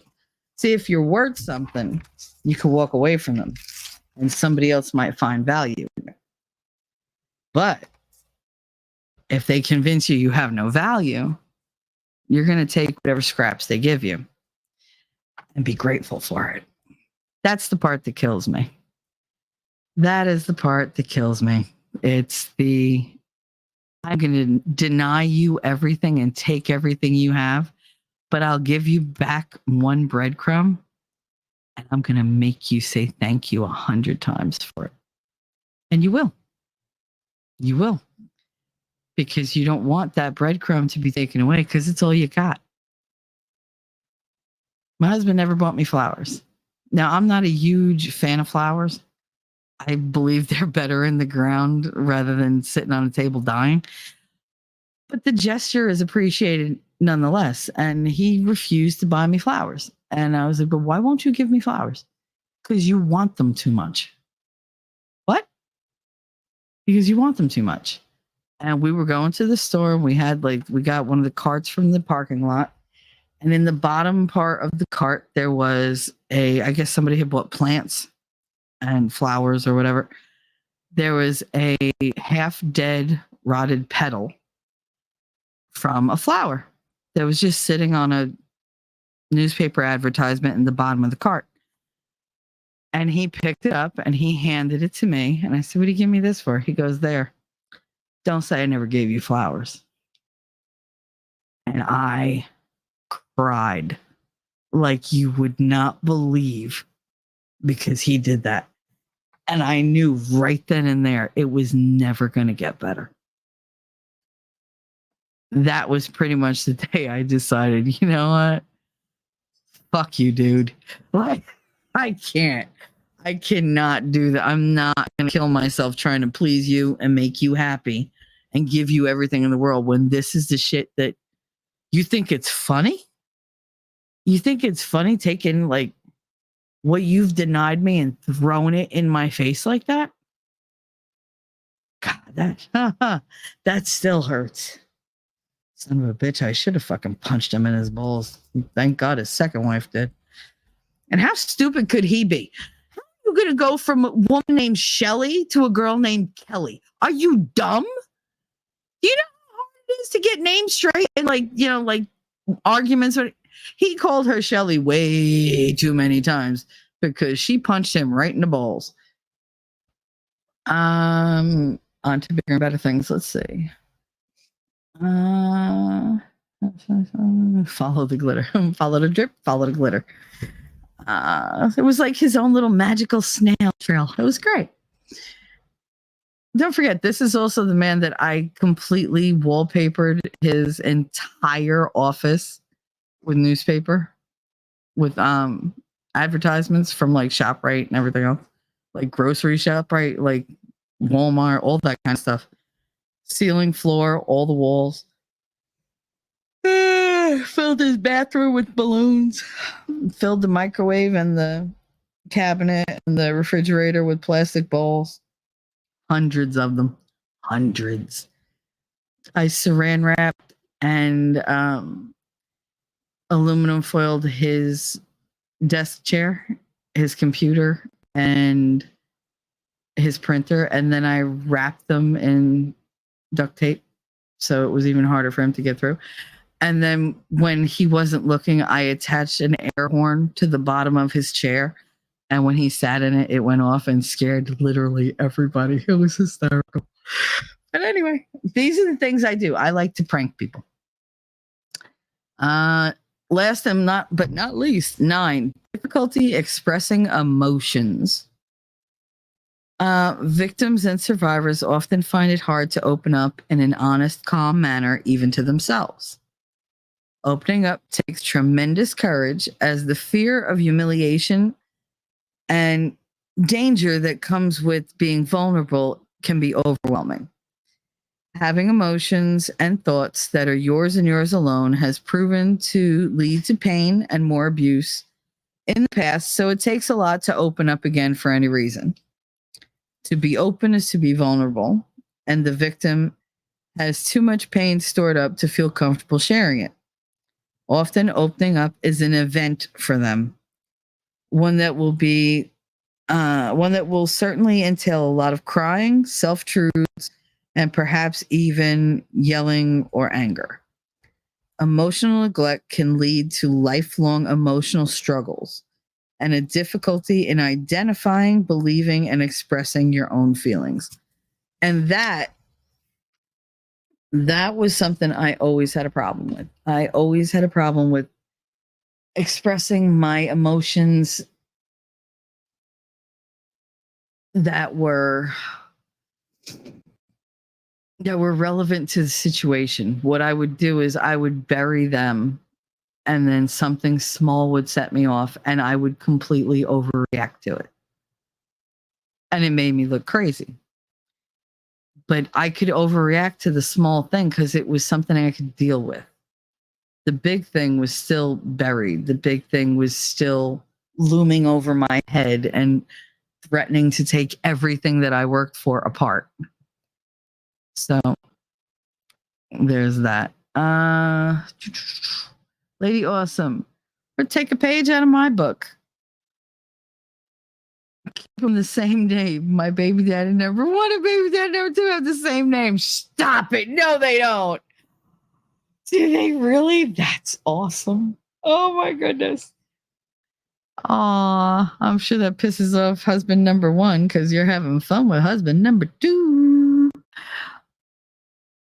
That's amazing though. Yeah, but I mean, the likelihood of me meeting somebody named Brett, I mean, I highly doubt it. I highly doubt that's going to happen. She said, yes, girl. Why do you think I kept my ex-husband's last name? Not because I wanted it. I wasn't particularly fond of it. But it pissed off his second wife because she didn't get to be the only Mrs. Peterson.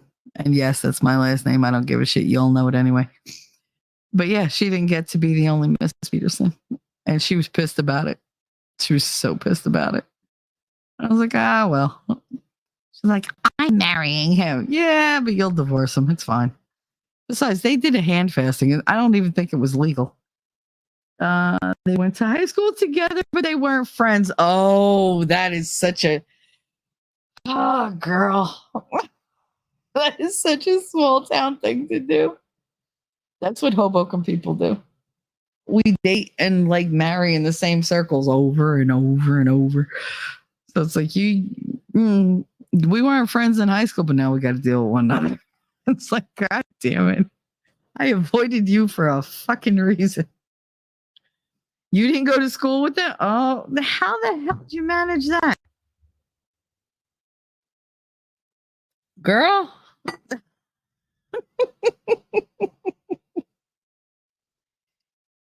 Oh, I didn't go to school with a lot of the guys that I wound up dating from around here. And I use dating very loosely. But I also didn't pick a whole lot of guys. Like, I mean, I dated. We went to like the movies or whatever, but nothing ever happened. There was like no kissing, no nothing. They were one town over. Oh, see, I didn't date Jersey City boys. And if it's from Bayonne, leave it alone. But No, I dated Hoboken boys. That's what I did because they knew me. They understood me. You know, me going insane on them for 5 minutes and then being fine the next. That was just par for the course. You know, they were not intimidated by me being aggressive or me being loud. None of that bothered them. Except that apparently it did. But, you know, that was... I picked the pussies of the bunch, apparently, because that's what I attract. I attract the narcissists. And that's one thing that I figured out. Narcissists, I wrote it down. Narcissist catnip. There's an equation for it. Wait. I actually made an equation, like a recipe for narcissist catnip. Low spirits, low energy, low value are magnets for broken individuals who are narcissistic. That is narcissist catnip. If they can find somebody who is down, who is very like blah, all the fucking time, and who doesn't value themselves, oh, that's gold, baby. They will snatch them up, train them up, weaponize them, and then just point them in whatever direction they want them to go. That's narcissist catnip. They go gaga over that shit. So, on that note, I am going to play the outro, which was the intro, because I like it. And I am going to wish you all a good day. I will see you tomorrow morning, 8 o'clock. And I don't know what we'll be talking about, but I think it might be envy. I really do want to talk about envy. But we'll see. This one was inspired because I had to talk about the Depp Heard thing, and I had to get into the narcissism because just, and you can thank or blame depending on how you look at it, Shizzy and Jessica, because I could not sit through that woman being on screen and not have something to say about it. So I have a feeling they will be inspiring quite a few streams in the future because I have so much to say about the Depp Heard thing. I really do. I mean, anyway, we'll see. So anyway, you guys have a wonderful day. I love you all. Thank you so much for tuning in and just sticking with me. So here we go. See you in the funny papers. Bye. Jersey girl, I know that you're a Jersey girl inside. 4 a.m. at a diner, stop singing, living on a And doggone it, people like me. I'm thinking maybe you're a Jersey girl with all those highlights in your hair. No other girl can move like you. We pump our fists damn right, it's true. And I don't care what they might say, they'll never get us anyway. So be my Jersey girl, and take a little ride with me tonight. And let's get dirty, girl. I know that you're a Jersey girl inside. The way you turn it up, turn me on, and then you take it off. Make it hot, make it loud. We'll wake the whole town. Jersey girl, I know that you're a Jersey girl inside. Yeah, listen up. Let me tell you about a girl from Jersey. She was looking so fine with her hips so curvy. I wanna over down and see side heights and a boardwalk fight at the end of the night. Hey, hold up, got a situation, got condensation from the girl's gyration. She's hot like the girl next door with a tig gold bitties that I can't ignore. Who the fuck starts a conversation like that? I just sat down.